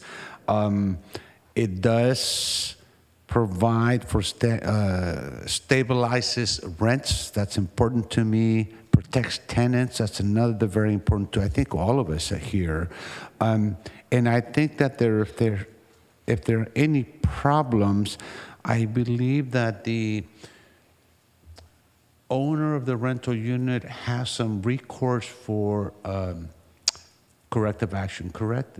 Christina, did I read too much in the recommendation? So if the owner of the property is not getting doesn't have enough revenue to cover their costs, plus a % increase based on CPI, they would be able to petition our office for rent increase higher than 5%. All right. So there's a mechanism for cost recovery. Yeah, so there's that protection. We always do here, and I have seen some emails from what we term mom and pop rent folks, homeowners who rent, that they have a difficult time and they need some help. Okay, so with that, I will support the motion. I had a quick question. When I know this is sort of slated to be implemented at the next billing cycle, which will probably be towards the end of the year, will the landlords will they be able to extend this fee over several monthly billing cycles, or will it be imposed like one big lump sum on each tenant? Or do we know that, or that would be something that they would decide? So they're allowed to pass through half of the fee to the tenant. Generally, it's in one lump sum. We have a form that we've created that explains the fee and the purpose of it. And it is only, it's an annual fee. So for each tenant, they would only pay their half of the fee. For a covered rental unit, I believe that's $33 that they would be required to pay. The landlord would have the option of spreading that out over time if they so chose to do so. And would they provide, or would we provide education and materials as to what this fee is and how this fee benefits both the tenant and the landlord. Would they do that, or would we produce like a slip of paper that they could attach to that they could download, say, from a PDF file? And We've provided them, we've created a form that they can provide to their tenant that explains the fee, what it's for, and where they can get more information about the program. Okay, thank you, appreciate it. And again, I want to thank staff, and I also wanted to thank my colleagues on the homelessness and housing task force. I think this is sort of the first thing that came out of the task force while all three of us were on it. Nonetheless, I know this is something that we've been working on for a long time, but I think the task force has been a thoughtful group over the months, really, and particularly over the last few months. Particularly the last 37 months, while we've really had to focus on this. But, I appreciated the comments both by Councilmember Syrup and Councilmember Roach, around, this relationship between tenants and landlords. I don't think you'll get anybody up here to disagree that a large part of the burden has fallen on landlords and property owners. And I think that has to be acknowledged. I think all of us up here acknowledge that. And conversely, I think we've also have seen families that have really had a difficult time over these last 37, 38 months. And I'll tell you, I've been up here for some time, and this issue, honestly, this issue is probably the most difficult issue that I have ever faced in my time up here on this dais. I was hopeful, in fact, quite hopeful, that at our last Housing and Homelessness Task Force meeting, Mr. Espinola was there, along with, there was another person there who was also a landlord.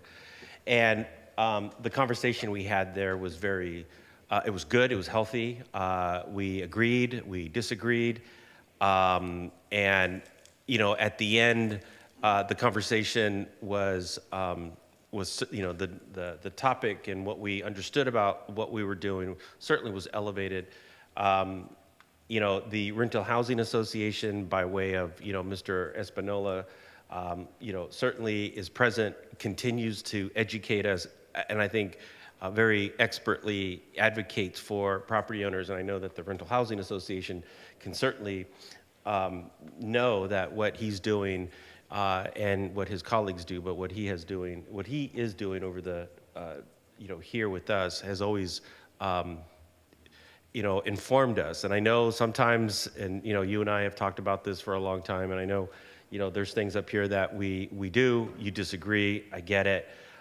We do listen though, and and I think this particular fee, I don't think it's that much to pass through. I do want to say this though, regarding dipping into the general fund to pay for something like this.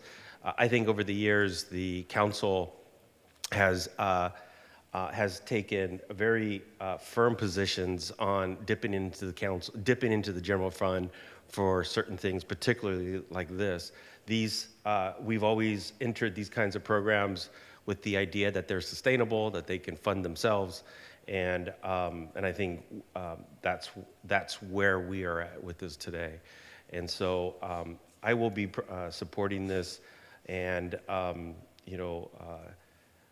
as we move out of this pandemic phase and move more into this post-pandemic, I know every single one of us up here are concerned simultaneously. I think our actions today, earlier in the consent item, and our work over the last several months regarding protecting tenants and our housing policy is undisputed. I think our record up here, I think if you look at what other cities are doing or what other cities are not doing, undisputed, I think Hayward is far, far ahead of the curve on this. But at the same time, I think every single one of us up here are trying to figure out how to protect both groups in this. We understand property owners, we get it. We understand that you guys are, you haven't been paid rent in 37 months, 38 months. That's a long time. And so hopefully through this process, by investing in education, legal assistance, mediation, and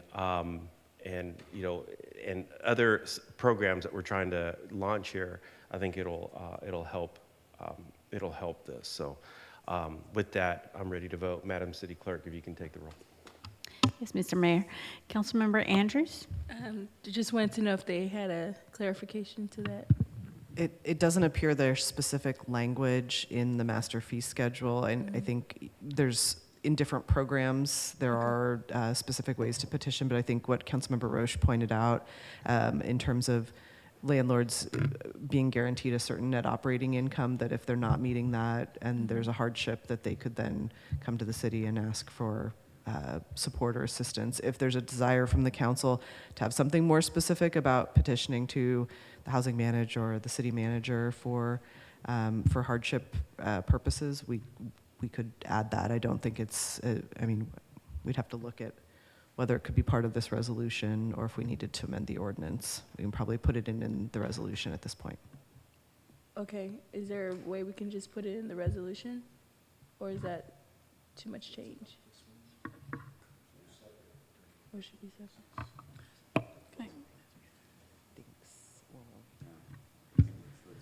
We're going to need to come back with, so I think adopting what we have, we have until October before this gets implemented, so I think there's some time if that's something the council desires. I think the city attorney and I need to figure out the mechanism by which we do this.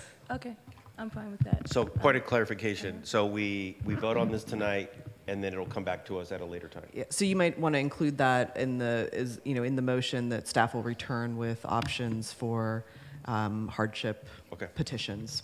Something like that for landlords. Would the maker of the motion accept a friendly amendment? Yes. Okay. I would accept it if it's going to the Homelessness and Housing Task Force first. Is that all right with you? That's fine. Okay. Fine with me. Looks like we got an agreement. So moved by Councilmember Roche, seconded by Councilmember Cermeño, with the caveat. Sorry, moved by myself and seconded by Councilmember Yes. Roche. Thank you, Councilmember. Moved by Councilmember Syra, seconded by Councilmember Roche. Thank you. And with the caveat that it comes back to the Housing and Homelessness Task Force meeting with options of hardship, with options for hardship to payment. Okay. Okay. Did I get that right? Okay. Madam City Clerk, please take the roll. Yes, Mr. Mayor. Councilmember Andrews? Aye. Councilmember Goldstein? Councilmember Marquez, absent. Councilmember Roach? Aye.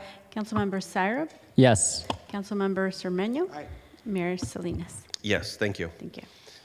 Item number 8 is, let's see, Hayward Municipal Code, introduce an ordinance amending Chapter 10, Article 17 of the Hayward Municipal Code, updating the Affordable Housing Ordinance, and adopt resolutions amending resolutions number 17-167 to increase the affordable housing in lieu fees for lower density ownership housing and amending the fiscal year 2024 master fee schedule and finding the action is exempt from CEQA review.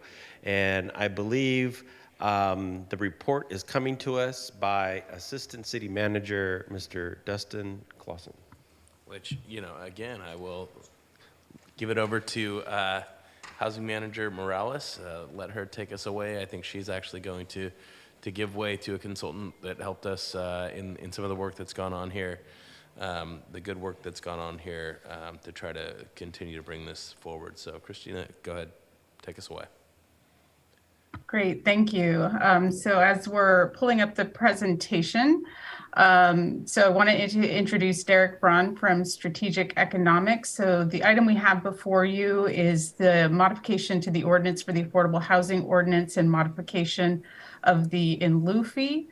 We had a work session in February, and the majority of this report is looking at amending the ordinance to implement the proposed modifications. And we have provided additional information on some of the outstanding questions and requests. And Derek Braun and I will be kind of tag teaming on this report. So I'm going to go ahead and ask Derek if he can get started, starting us off on this presentation. Thank you very much. Give me just one moment to share the proper screen here. Okay, so you should be able to see the slide. Yes, okay. Well, thank you very much, Mayor Salinas, Mayor Pro Tem Andrews, council members, for the opportunity to present here tonight. As Housing Manager Morales mentioned, I'm Derek Braun with Strategic Economics, and we've been leading the study to update the affordable housing ordinance for the city. So the purpose of today's item is to consider the introduction of this ordinance to amend the affordable housing ordinance and consider adopting the resolutions to change the affordable housing in lieu fees and amend the master fee schedule. So this brief presentation today is going to provide a summary of the recommendations that I previously shared at the February 21st council work session. Also to then review the responses to the work session questions that we received from the council members, and to close with recommended actions on the item. And I will be sort of tag teaming on this presentation a little bit with Housing Manager Morales. So just as a refresher, the Affordable Housing Ordinance policy leverages market rate housing production to produce affordable housing. So the ordinance applies to new market rate housing development projects, but it does not directly control the types of projects proposed. That's something that's determined through the zoning. The Affordable Housing Ordinance specifies a percentage of units that must be of on-site units in the new housing development project that must be provided as affordable housing. That's the inclusionary requirement. The AHO also provides alternatives to produce affordable housing or for developers of those projects to pay in lieu fees rather than provide those on-site affordable housing units. The ordinance was last updated in 2017, went into effect in 2018. At that time, it increased the in lieu fees, and it applied the ordinance to smaller projects down to projects of 2 units or more. And it also increased flexibility for the means of compliance. So this study was undertaken to really look at revising the inclusionary housing requirements and in lieu fees, and to do this with the intent of optimizing the ordinance's potential to produce affordable housing. As part of this process, we incorporated quite a bit of stakeholder input and decision maker input, including the hearing before the City Council, a hearing with the Homelessness Housing Task Force, hearing with the Planning Commission. We conducted community surveys, and then also worked with the Technical Advisory Committee consisting of local experienced nonprofit and for-profit developers.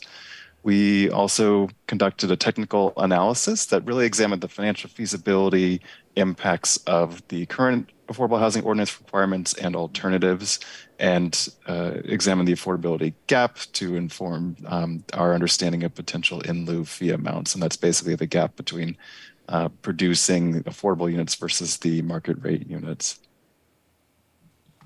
So from the February 21st work session, just as a refresher, we provided a few recommendations, and I'll just walk through the primary recommendations and some of the background on them. So the first recommendation dealt with the inclusionary housing requirements for new development projects.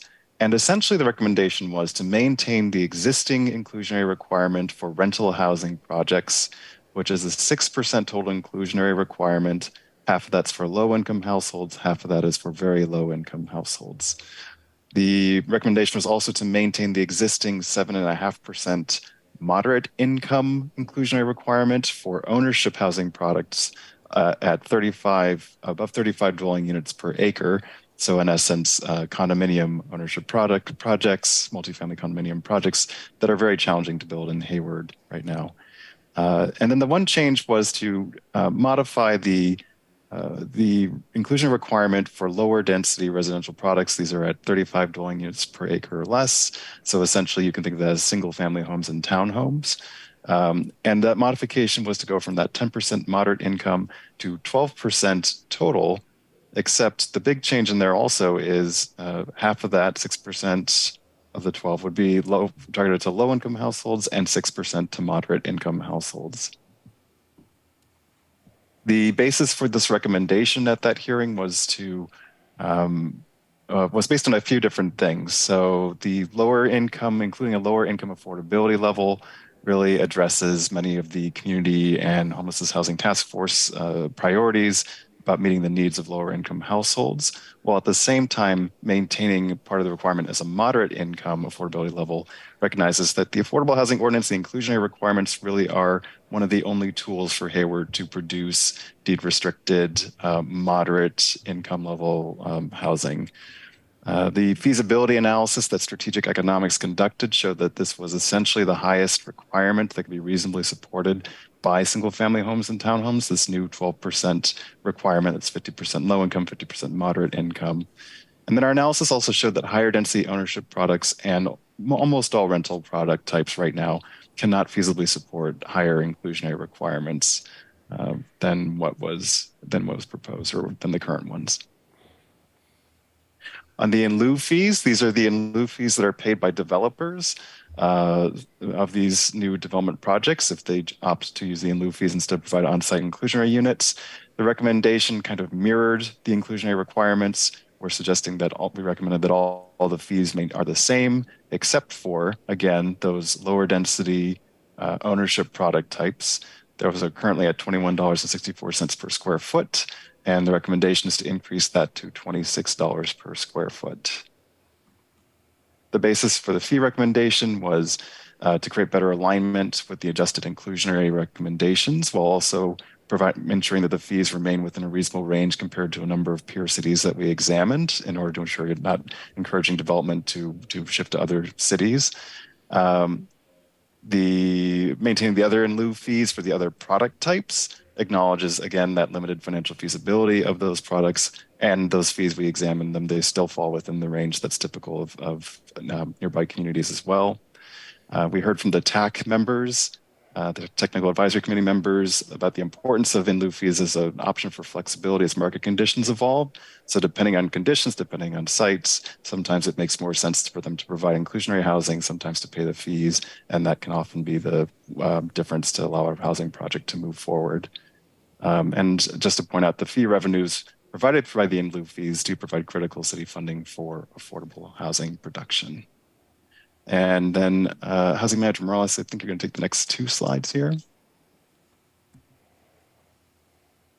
Great, thank you. So in addition, we hired Strategic Economics to do the feasibility study to ensure that, that any changes we make don't constrain the development of housing, but staff also took a look at the ordinance to see what ways we can improve the implementation, what areas the ordinance is misaligned with some of the best practices and some of the other city agreements. So as we discussed last time, and this is just a reminder of the things that we discussed, there are some administrative amendments that we're making in the ordinance as well. Which would be to revise the definition of what is included in the housing costs for calculating what the affordable sales price is. So currently it is very precise what those items are. And what we're finding is sometimes the what is included in housing costs changes. For example, currently all of the projects are including solar panels in them, which is coming with a lease agreement for providing solar. So we want to make the revision so that the units don't become unaffordable because of the additional costs that are added, so that we're calculating the affordable sales price correctly.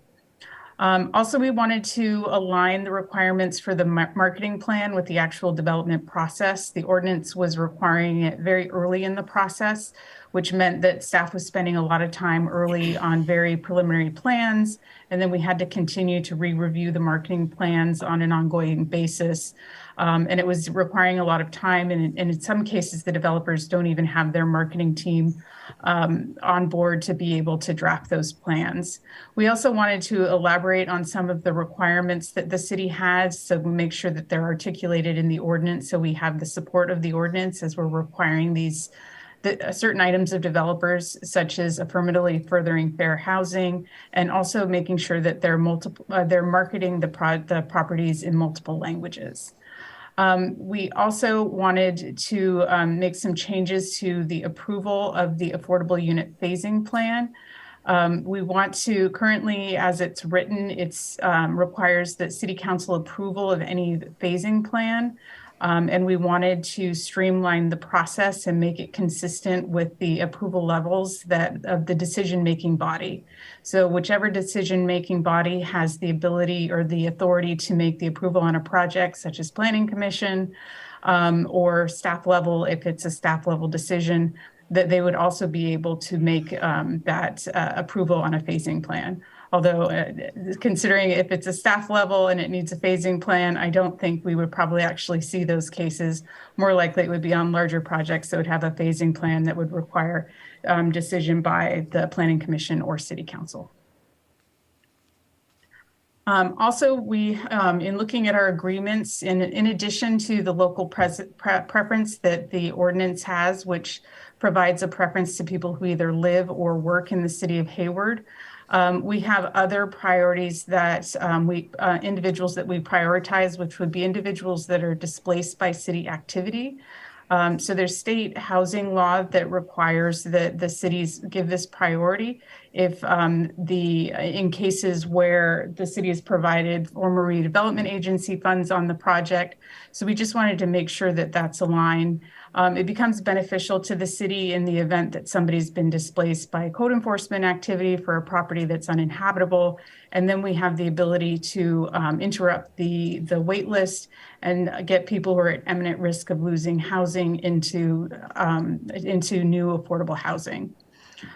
We also wanted to revise the formula of calculating the sales price to be consistent with the city agreements. As the ordinance currently written, it requires that we evaluate two indices and apply the lesser of the two.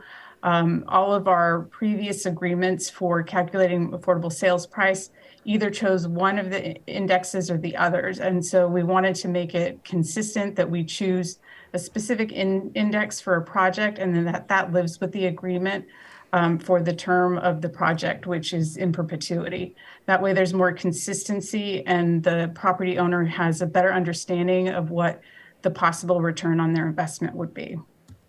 We've also increased the administrative costs on the fee from 10% to 15%. Because we have seen more projects proposed, including the on-site affordable units, we've seen a reduction in the amount of fees that have been paid. So increasing the percentage of fees that can be applied to administrative costs gives us better ability to sustain our operation and pay the staffing costs required to ensure compliance with the affordable housing ordinance. We also have multiple non-substantive changes that we've added for clarification purposes. For example, when it refers to the size of a unit, we clarified that it's both in terms of number of bedrooms and square footage. So things that don't necessarily change the intent of the ordinance, but we thought better explained what the intention is. Okay. And so with that, I'm going to pass it back to Derek. Thank you.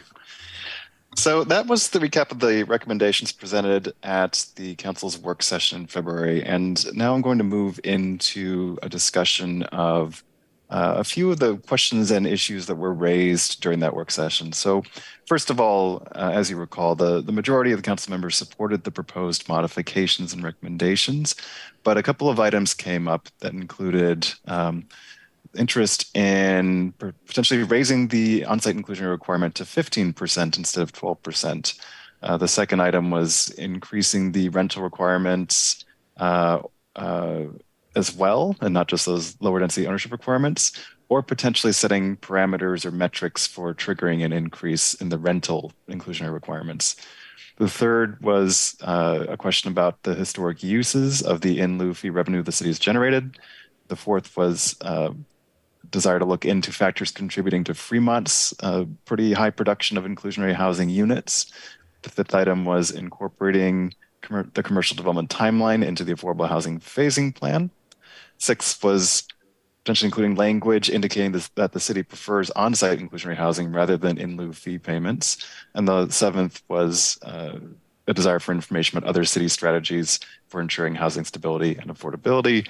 We certainly heard just an item before this that relates to that. But what I'm going to do is walk through each of the items in turn. So starting with that question about could the inclusion requirement for ownership housing units go up to 15% instead of 12%? And really, I think we did look at this. We analyzed this question a little bit further with the financial feasibility analysis. But the big takeaway here really is it's not just going from that 10% to 12%, but there's also that baked in part of this that is going from a 10% moderate income requirement to what's actually a 6% low income and 6% moderate income requirement. And adding that low income category within that actually has a pretty significant impact from a financial feasibility perspective on these development products. So when you start to look at 15% and including the low income units, even very minor changes in development conditions make most single family home and townhome projects infeasible.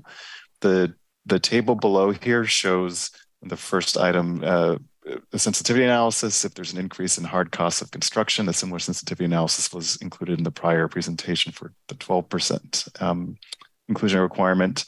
And what this shows basically is for both single family development and townhomes is already with that 15% requirement and including the low income requirement as well. These product types are already only what we consider to be marginally feasible in terms of the return in meeting sort of market returns, and the townhomes especially quickly dip into being infeasible, even with pretty small changes in overall development conditions in the city. So this is kind of how we arrived at that 12% recommendation initially. There was also the question about could the rental requirements be increased, and certainly the challenge there is that rental housing is already extremely difficult to deliver under current conditions in Hayward. What this chart shows is the remaining value for land acquisition after you take into account rental projects, revenues, operating income, and then the construction costs and required return on investment. And what this shows essentially is that you need to be the breakdown here is that there's 4 different development product types. There's 3 different tiers of market strength that are found in Hayward. But essentially, each of these bars would need to be above the gray area, which is the land cost per square foot that's typical. They would need to be above that in order for the projects to be considered financially feasible and to pencil. And under no circumstances, except for maybe small multifamily rental products in the sort of highest value parts of Hayward, but with that exception, very few of these products are even close to penciling. So the concern is that by increasing the inclusionary requirement on the rental products, it's just going to be a further constraint on eventually being able to produce the rental housing. And that does sort of lead into the second part of this question, or no, actually I should back up here. So just to point out that, as part of that constraint, if you increase those requirements, you need to look at an even larger increase in rents before rental housing could be built. And so we looked at this a little bit. And the chart on the right shows the percent change in net operating income that would be required under the existing 6% rental inclusionary requirement to make the development products financially feasible under varying market strength sub areas within Hayward. And you can see the net operating income in the tier 1 area for some of those products, you're looking at a 7% to 35% increase in net operating income. In the tier 3, which is a weaker market area, it's a 9% to 60% increase in net operating income.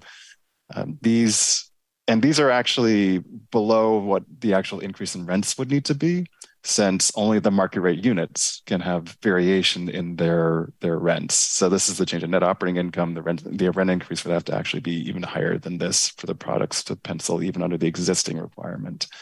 So by maintaining the existing 6% requirement on rental housing, you're ensuring that affordable units are still going to be produced if development conditions improve. It's not a backtracking on that requirement, but at the same time, by not increasing it, it's not adding additional constraints in production of rental housing.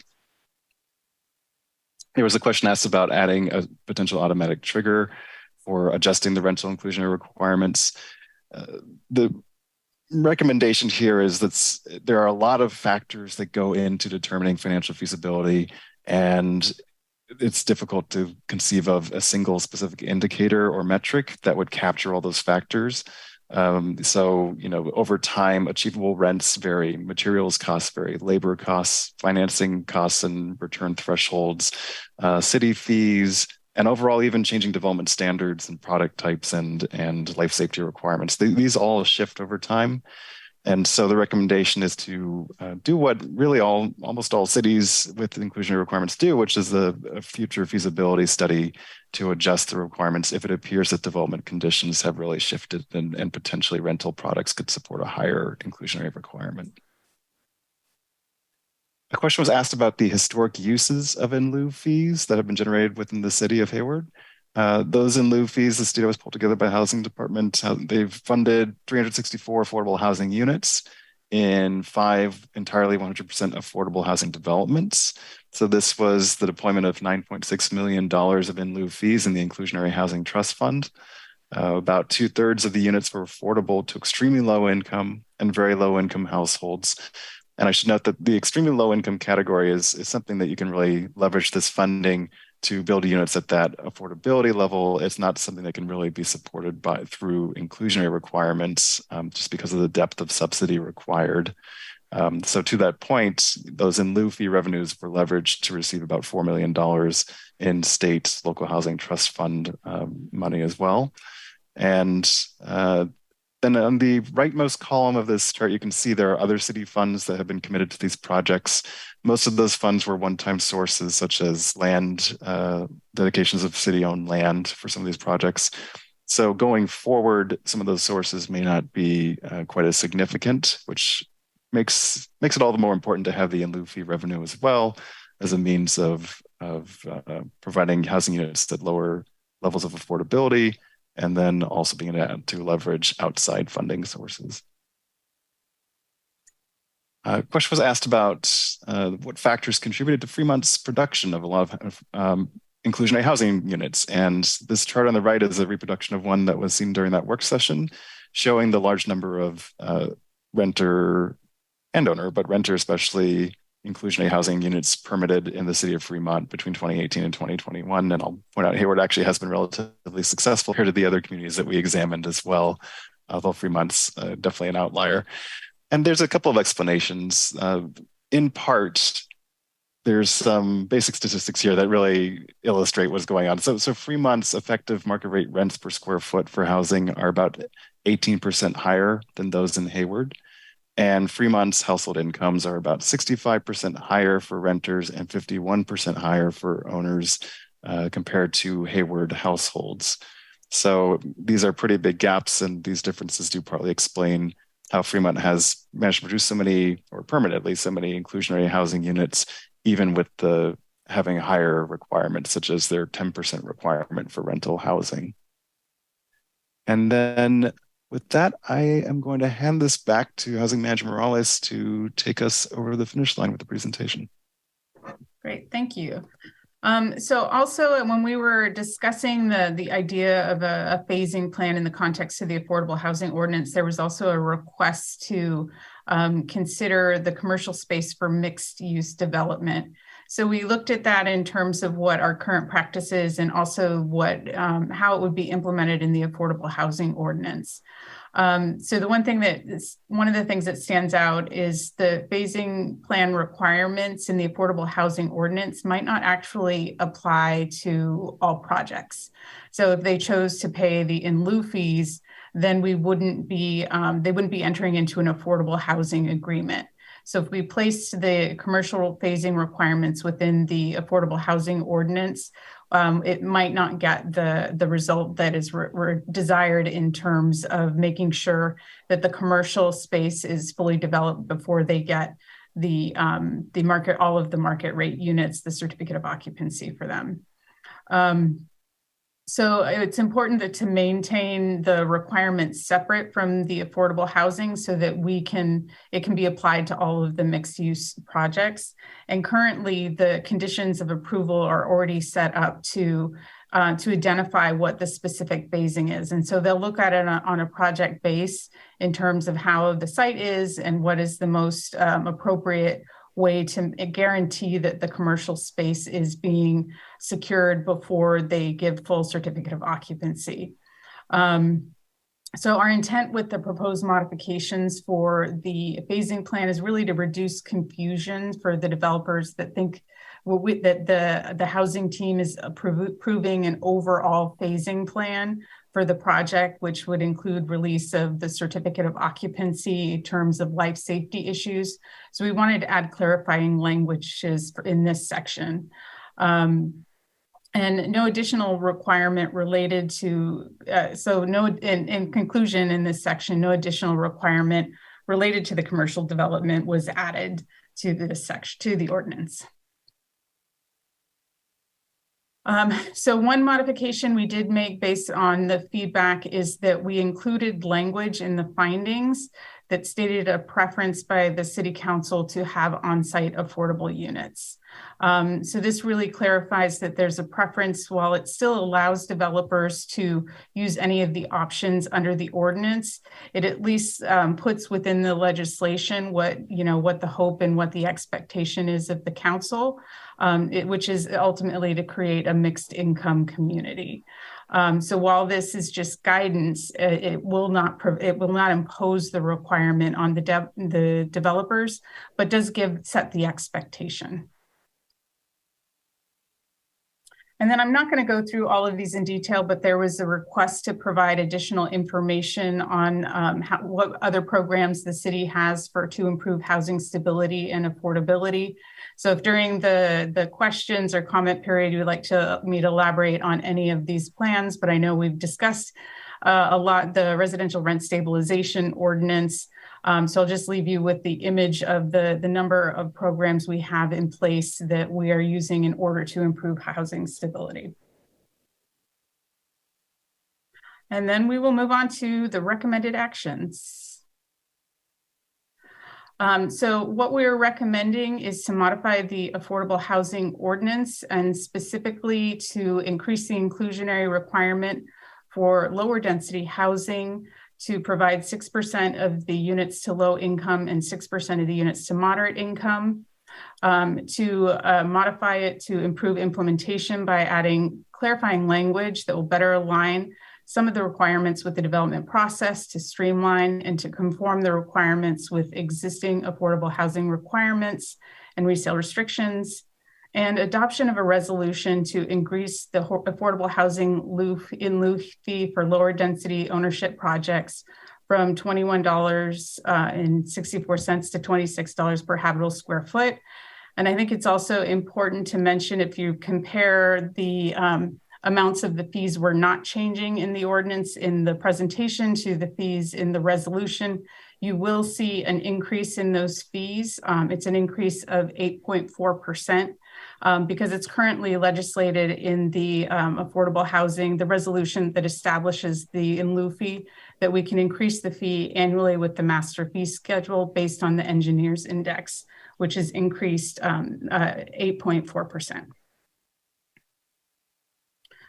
So if approved, the affordable housing ordinance will take effect in 30 days after the second reading and will be applied to all new affordable housing plans that are submitted. And the change in the in lieu fee will take effect with the new the 2024 master fee schedule, which will be implemented in July 1st, 2023. So thank you. This concludes our presentation and we are available for any questions. Thank you. Let me see, we got speakers. And our first speaker is Councilmember George Syrup. Thank you for the report. I was curious, there was a slide on additional strategies, and given that low-density multifamily or stacked flats are the only feasible project, would one potential strategy be revisiting our single-family zoning and potentially upzoning so that we're incentivizing at least more of that type of development since denser units aren't really feasible at the moment?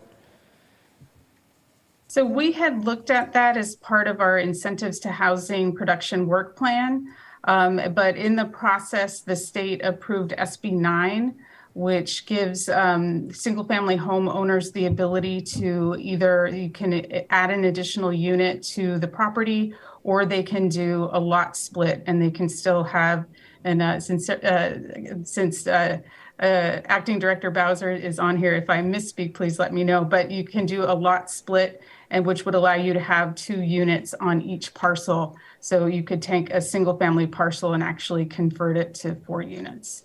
So thank you. I'm familiar with SB 9. I think when I imagine the multifamily or stacked flats, I'm imagining something slightly more dense. And I was wondering, based on current zoning in Hayward, would upzoning those lots so they can accommodate, I don't know the specific number of units that would be on that lot. Would that be one of the ways we could incentivize more housing development beyond SB 9?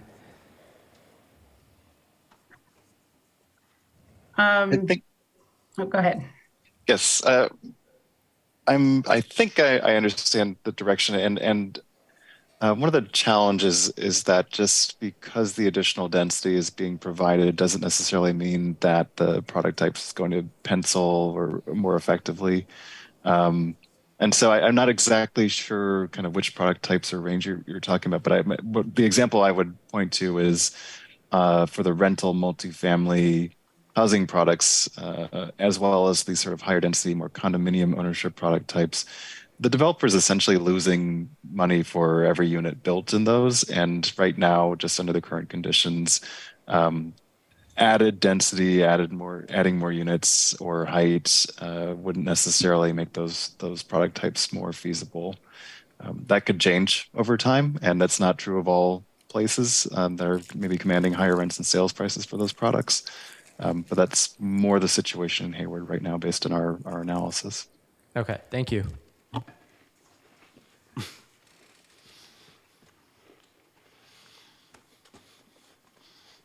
Right as I put a cookie in my mouth. Don't tell them about the cookies. I apologize. There are no more speakers up here. I like to go to public comment. Is there anybody in the audience that would like to make a public comment? Seeing none, I'd like to close public comment.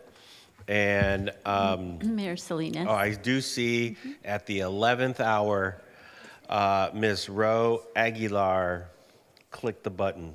Ms. Aguilar, you're live.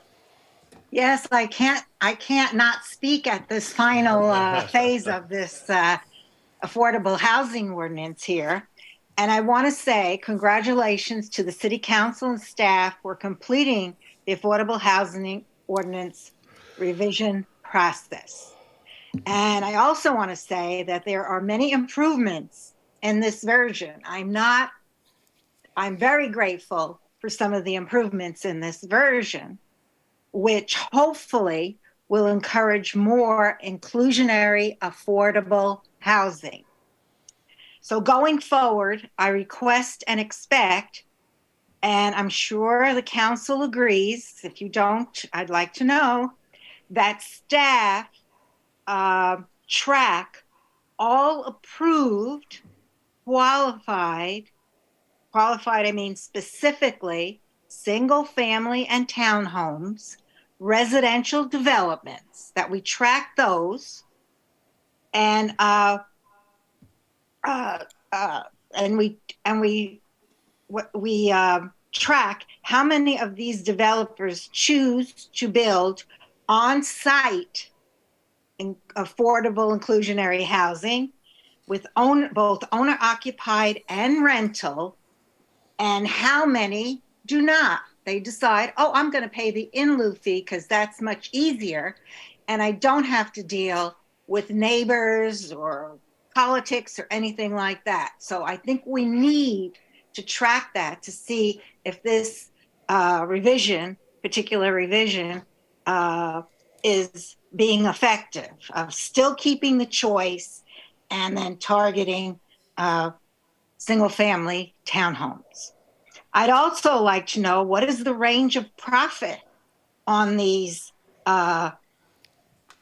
on the on-site affordable inclusionary housing versus those paying in lieu fees? Are they making, if they do inclusionary housing, are they making profit? Well, how much?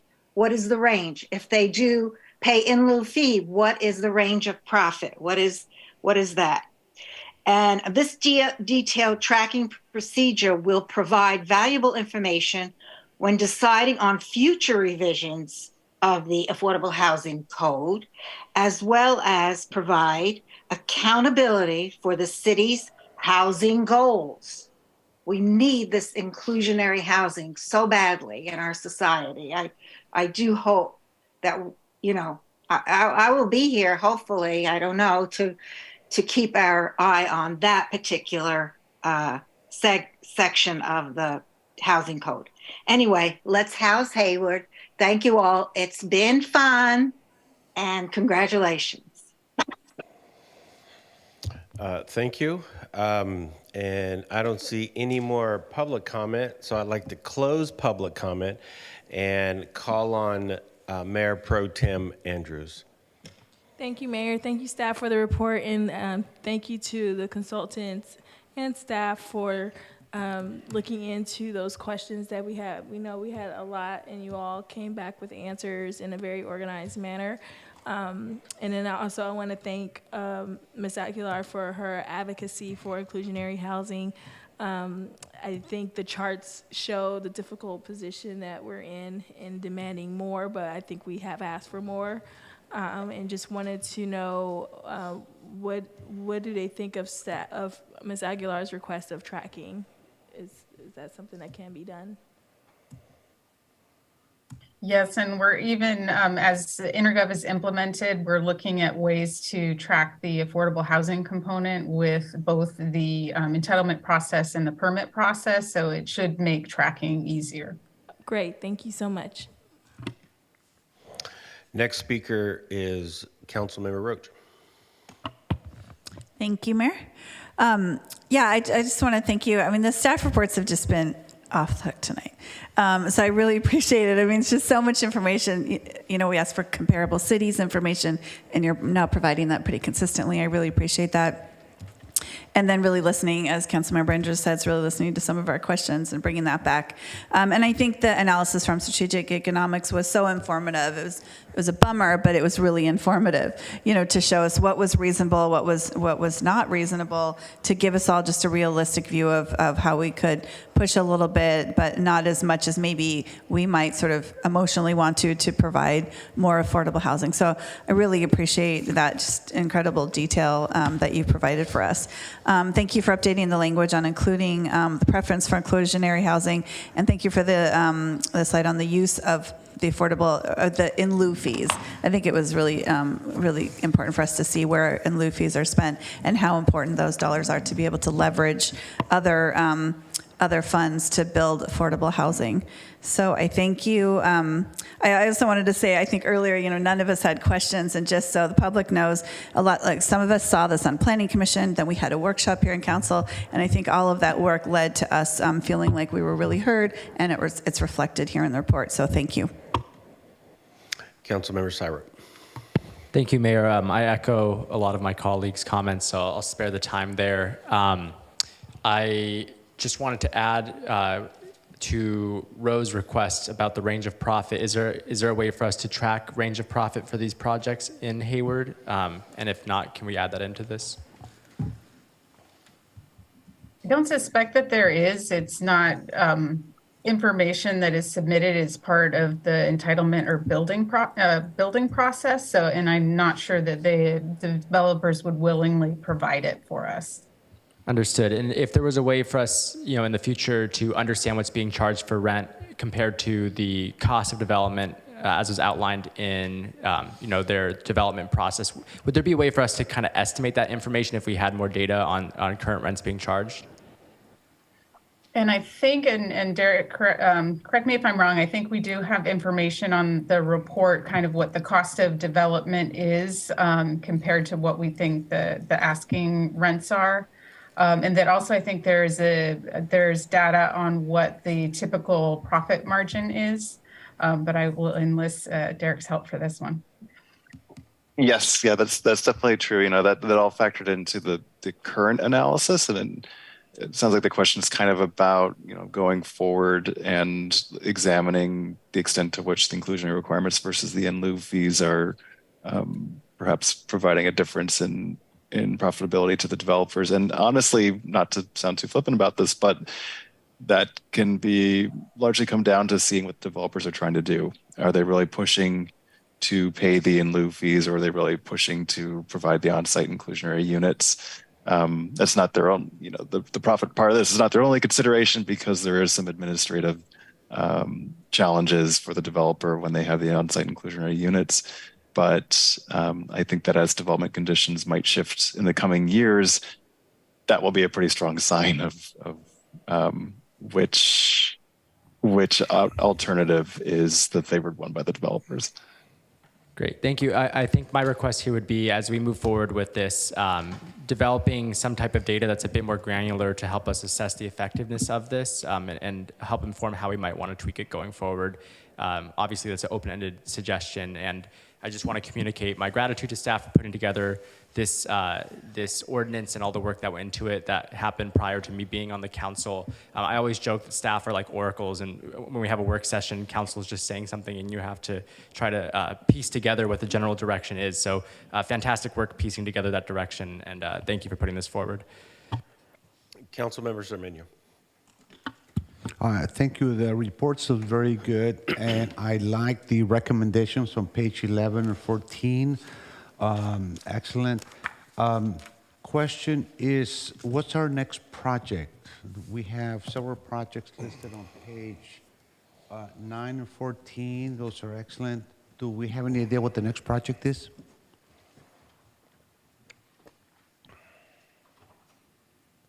The next housing project, the next development project? The next development project that we yield, that where we will use in lieu fees. I think our next step would be to issue a notice of funding availability to identify new housing projects. So part of that is having sufficient affordable housing in lieu fees, so that we would be able to fund the next project. So, but I think on that list are all of the projects that we have funded with the in lieu fees to date. So there's nothing down the line at the moment, nothing being planned? That's correct. So the next step is to issue the notice of funding availability again, so we can get more projects going. Right. And we are open to a developer who might tell us, I will do half infill, half on-site, and half in lieu fees. Are we open to that? Yes. Yes. So they could submit what would be called an alternative plan, and so that would be subject to the decision-making body approval. Right. So if they came to us with a mixture, we would be able to put that forward if we felt like it was at a minimum equivalent to what the on-site requirement is or the in lieu fee requirement. All right. Thank you. I won't move on this because it should be done by somebody on the housing committee. So. I appreciate that. Thank you, Councilmember Zermeño. And as the chair of the Housing Committee, Housing and Homelessness Task Force, I'm going to assert chair's privilege, and I will move the item. I'll second. And I'll have Councilmember George Syrup second the item. I just wanted to thank staff, thank everyone who put this together. And Ms. Morales, I don't care what anyone says, you're the hardest working staff member of the city of Hayward. I'm just saying. Tomorrow morning, I think you deserve a latte or something. I don't know. We'll have to arrange something for you. Well, given that she's presenting all of this evening from a conference in Southern California, oh my God. and spent the whole day conferencing and is now doing her evening, she'll be bright and early at a conference session tomorrow morning. Well, when you return, latte on me. How's that? Madam City Clerk. You too are the hardest working woman in City Hall.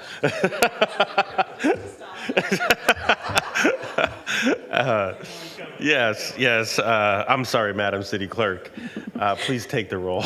Yes, Mr. Mayor, appreciate it. Councilmember Andrews. Aye, thank you. Councilmember Goldstein.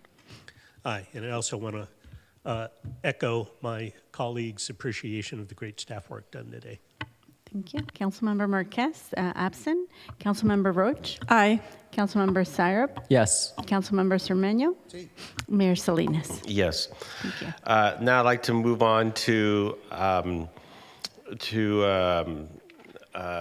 next item, which is general plan, annual progress report. Accept the Hayward 2040 general plan annual progress report for calendar year 2022. And I believe the report will be given to us by another incredibly hardworking member of the city of Hayward, our planning director, Sarah Bowser. Thank you, Mayor. And I really quickly want to turn it over in the interest of time directly to our Associate Planner, Mira Hahn, who is going to present the general plan annual update to Council. So take it away, Mira. Thank you. Yes, good evening, council members and members of the public. So yes, my name is Mira Hahn. I'm an associate planner with the city. And as Sarah was saying, I'll be presenting you with a summary of the annual update of the city's implementation of the general plan. So this is an annual presentation. It's kind of like a routine item every year. And it's the result of the planning division reaching out to different departments in the city and collecting input on the status of the implementation of this program. So the staff report in the attachments you have received for this item contains detailed information on the list of programs, their status, notes, etc. So I urge you to go back to the report in the attachments as they contain very important information. I'll try to keep this presentation succinct, informative, and also we'll be taking questions at the end of the presentation as well. Next slide, please. Thank you. So this presentation is part of a state requirement to provide a report on an annual basis. And so that report has to reflect and show measurable outcomes and actions related with the implementation of the general plan. And after tonight's presentation to City Council, and upon Council's acceptance, and no further action is required from the Council, staff will present this to the state. Next slide. So yeah, as many of you may already know, the general plan, Hayward 2040 general plan, was adopted in July of 2014. And it's a long-range comprehensive plan that establishes a community-based vision to regulate and guide the future development of Hayward through the year of 2040. It includes a series of goals and policies, implementation programs, including in 10 individual elements, as you can see on your screen. Next slide.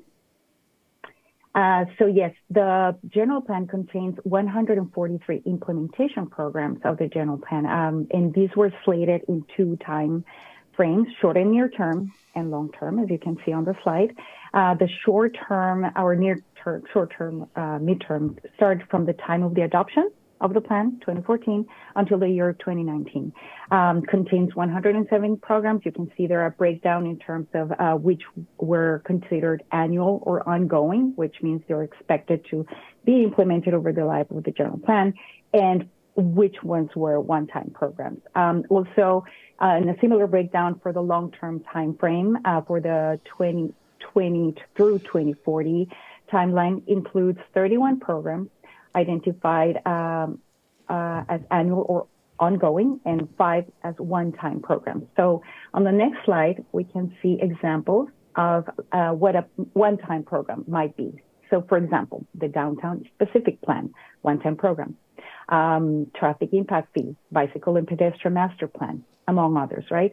And examples of the annual or ongoing program include the general plan annual report, which is what we're doing tonight, for example, grant funding, which is always ongoing, and the capital improvement program, for example.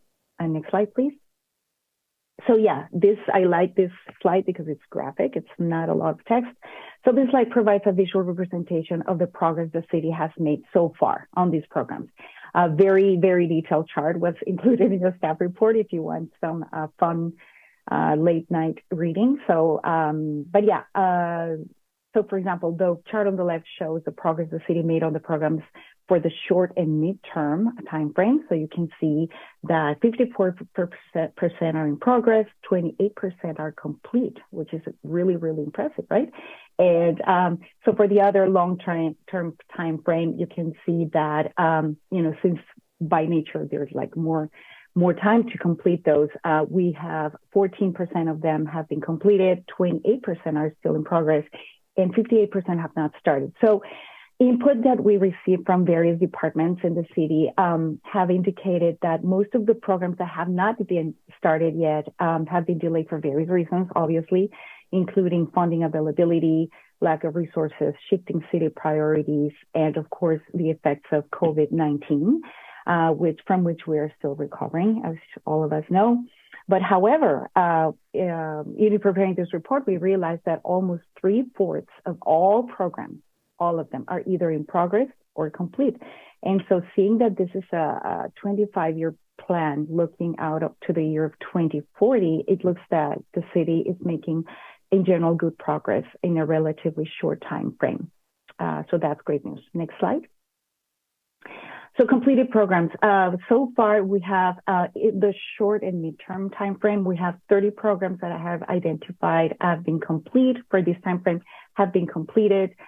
Some of which include the ones that you see listed here, but the list is, of course, more extensive. The original slide had all of them listed, and I decided just to cut them out because they're included in your staff report anyway. I just highlighted some of them here. Next slide, please. For this short and midterm time frame, programs in progress, there are 58 programs that are currently underway. And we should note, though, and I think this is important, that most of these are either ongoing or annual programs. So they are in progress rather than complete by nature. They're always going to be in progress. Some key programs underway included here, as you can see, the Library Strategic Planning Annual Report, the Homeless Services Partnership Program, updates to the Climate Action Plan. So these are all ongoing. Next slide, please. Programs not yet started. So some of these programs are shown here. I would like to mention, though, on the first one, on the comprehensive updates to the zoning ordinance, subdivision ordinance, et cetera, that the city updated the density bonus ordinance to comply with recent state legislation. And as you already know, staff is working on the residential objective standards, which will include updates to the zoning ordinance and to the off-street parking regulation. So even though it's not it hasn't been started in this way, there are advances and actions that staff is taking to advance a little bit of the intent of these programs. Other programs that have not been started are listed here and as well included in your staff report. Next slide, please. So some programs have been reprioritized due to, of course, changing priorities and council direction.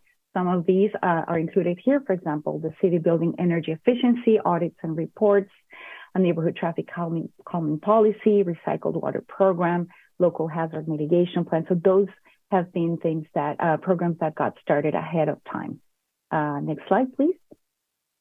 Okay, so upcoming priorities in 2023 and beyond. So finally, looking to this year and beyond, some programs have been identified as priorities or are currently in progress this year. Some highlights include the general plan update. As you know, the city has been working on updates to the housing element, climate action plan, and the adoption of a new environmental justice element. Also, as you may remember, in February of this year, City Council adopted through resolution the general plan amendment for the sixth cycle housing element, and a detailed overview of the city's progress towards completing the housing element goals was provided as attachment 3 for the staff report. And also listed here are other programs that are in progress throughout this year. Next slide, please.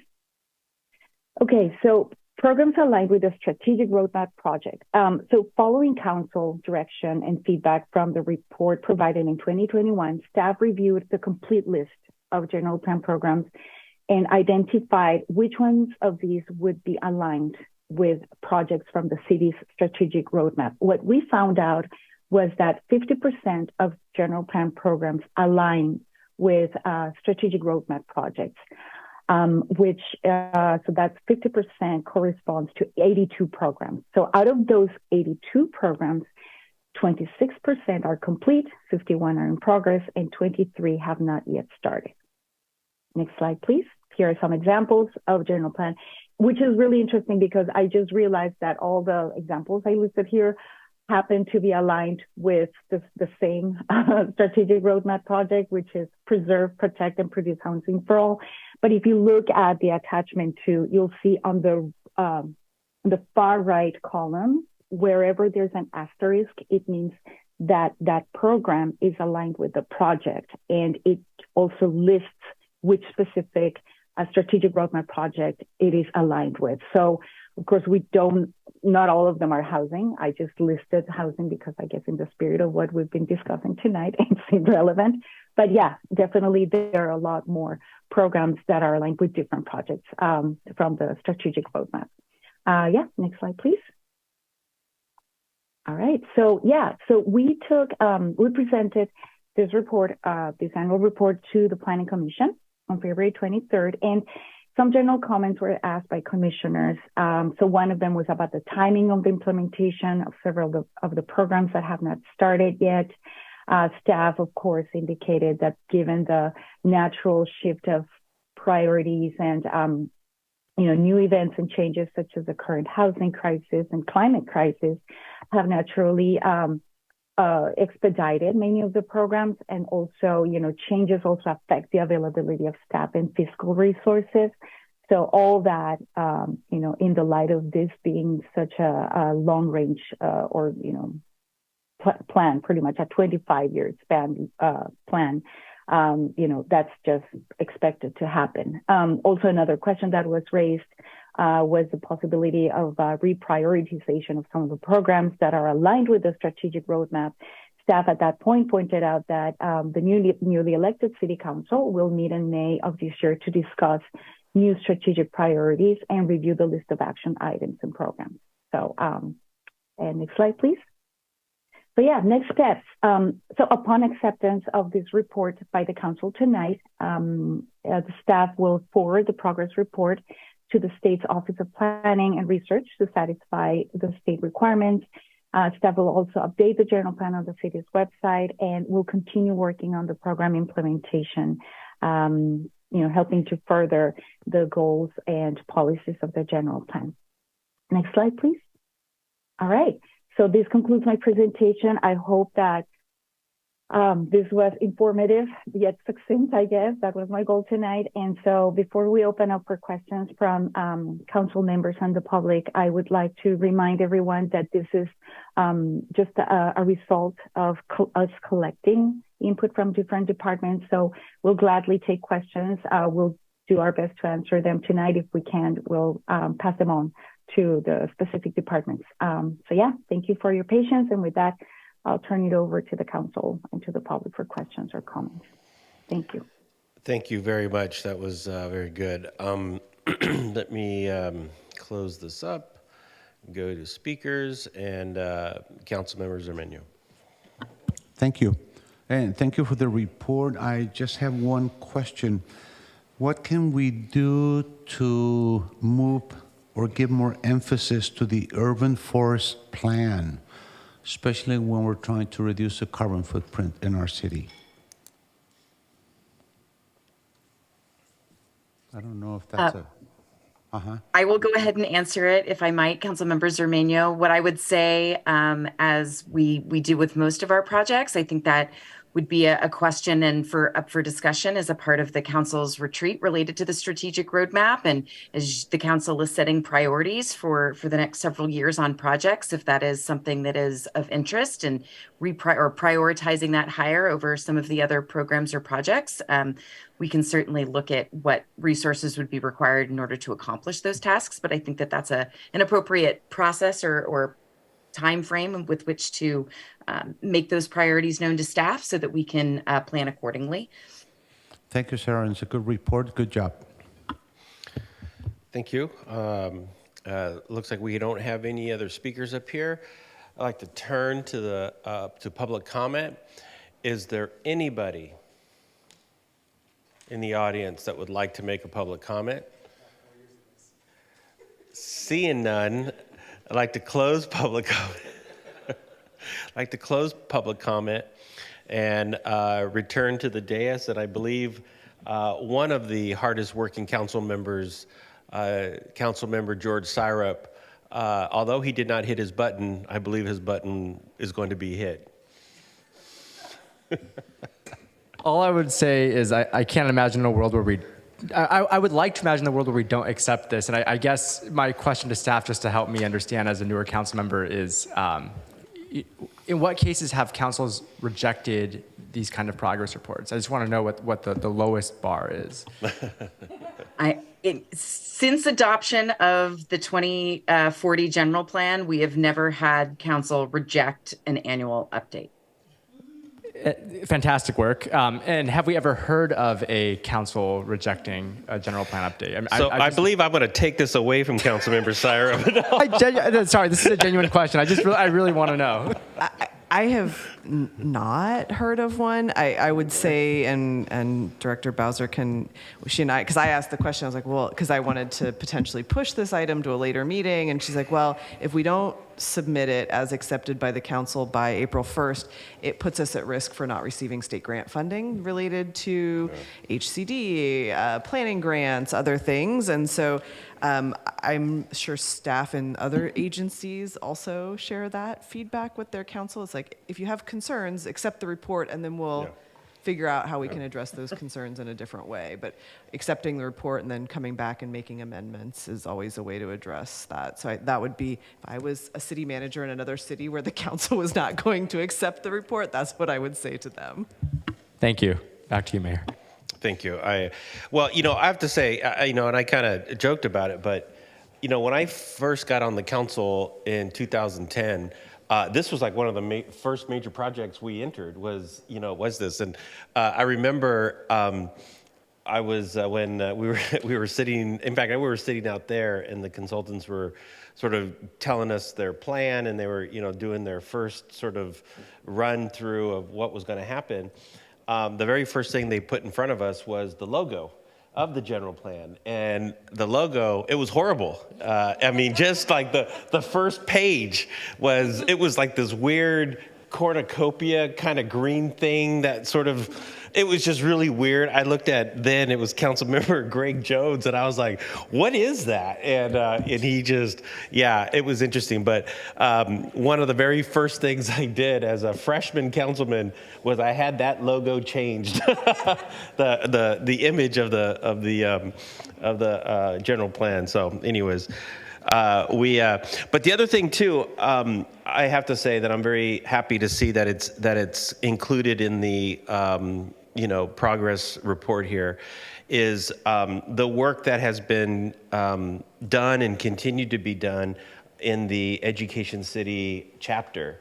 That chapter, mind you, had never been in the general plan until 2010, 2011. So I'm glad that that is still in there, and we're in the coming months and the coming years, we're going to certainly be flushing more of that work out. So, but for me, this was an interesting read because it really made me reflect on some of the stuff that we've been working on over the years. But okay, so I still don't have a motion. So Mayor Pro Tem Andrews.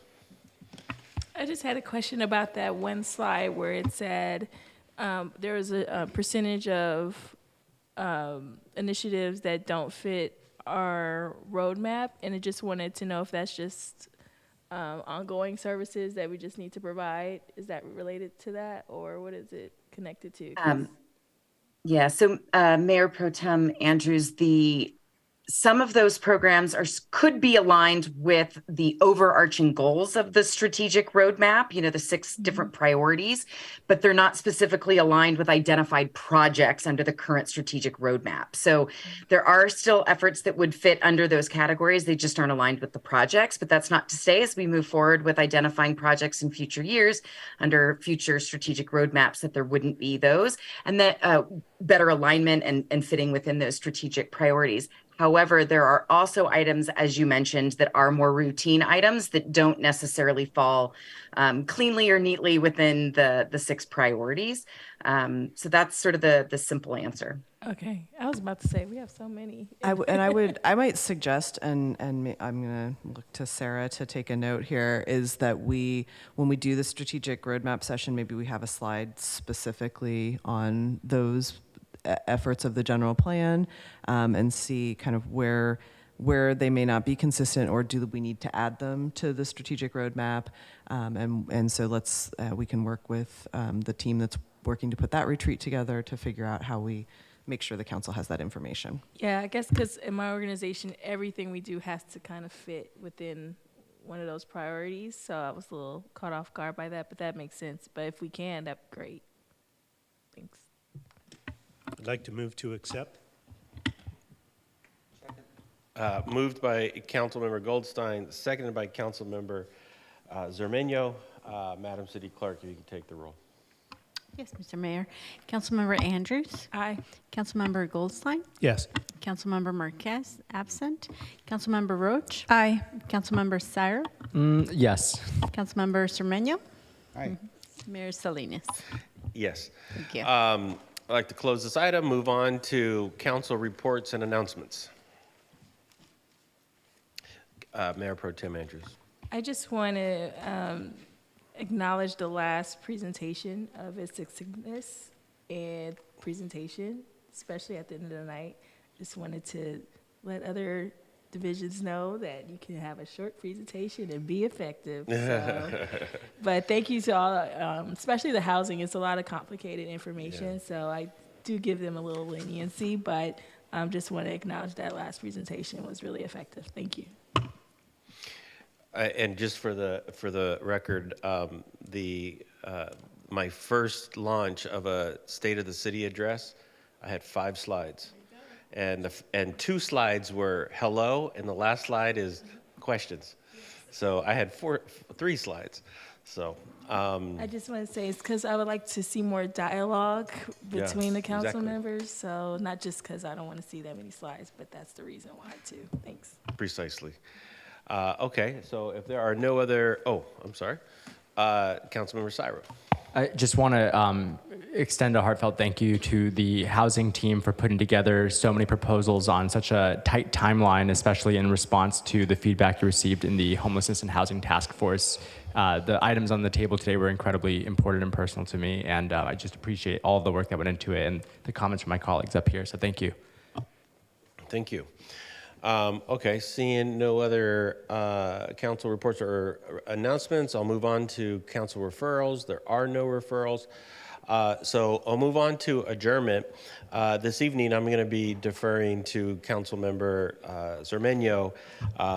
He, for sure, knew this individual more than probably anyone I know, but a longtime Chabot College counselor who, he was not my counselor at Chabot, but he was certainly a major significant person on campus, and he was a Raider fan, diehard Raider fan. And but Joe Kubara passed away, and I know Councilmember Zermeño had known him for a very long time. They were good colleagues. So, Councilmember Zermeño. Also a Giants fan. But anyway, I started teaching at Chabot College in 1978, August of 1978. The first person that I met with whom I made a connection was Joe Kubara. I was walking down the hall, and he asked me, "You play basketball?" And I said, "A little." And that was the start of buddyhood that ended this last Friday, as a matter of fact.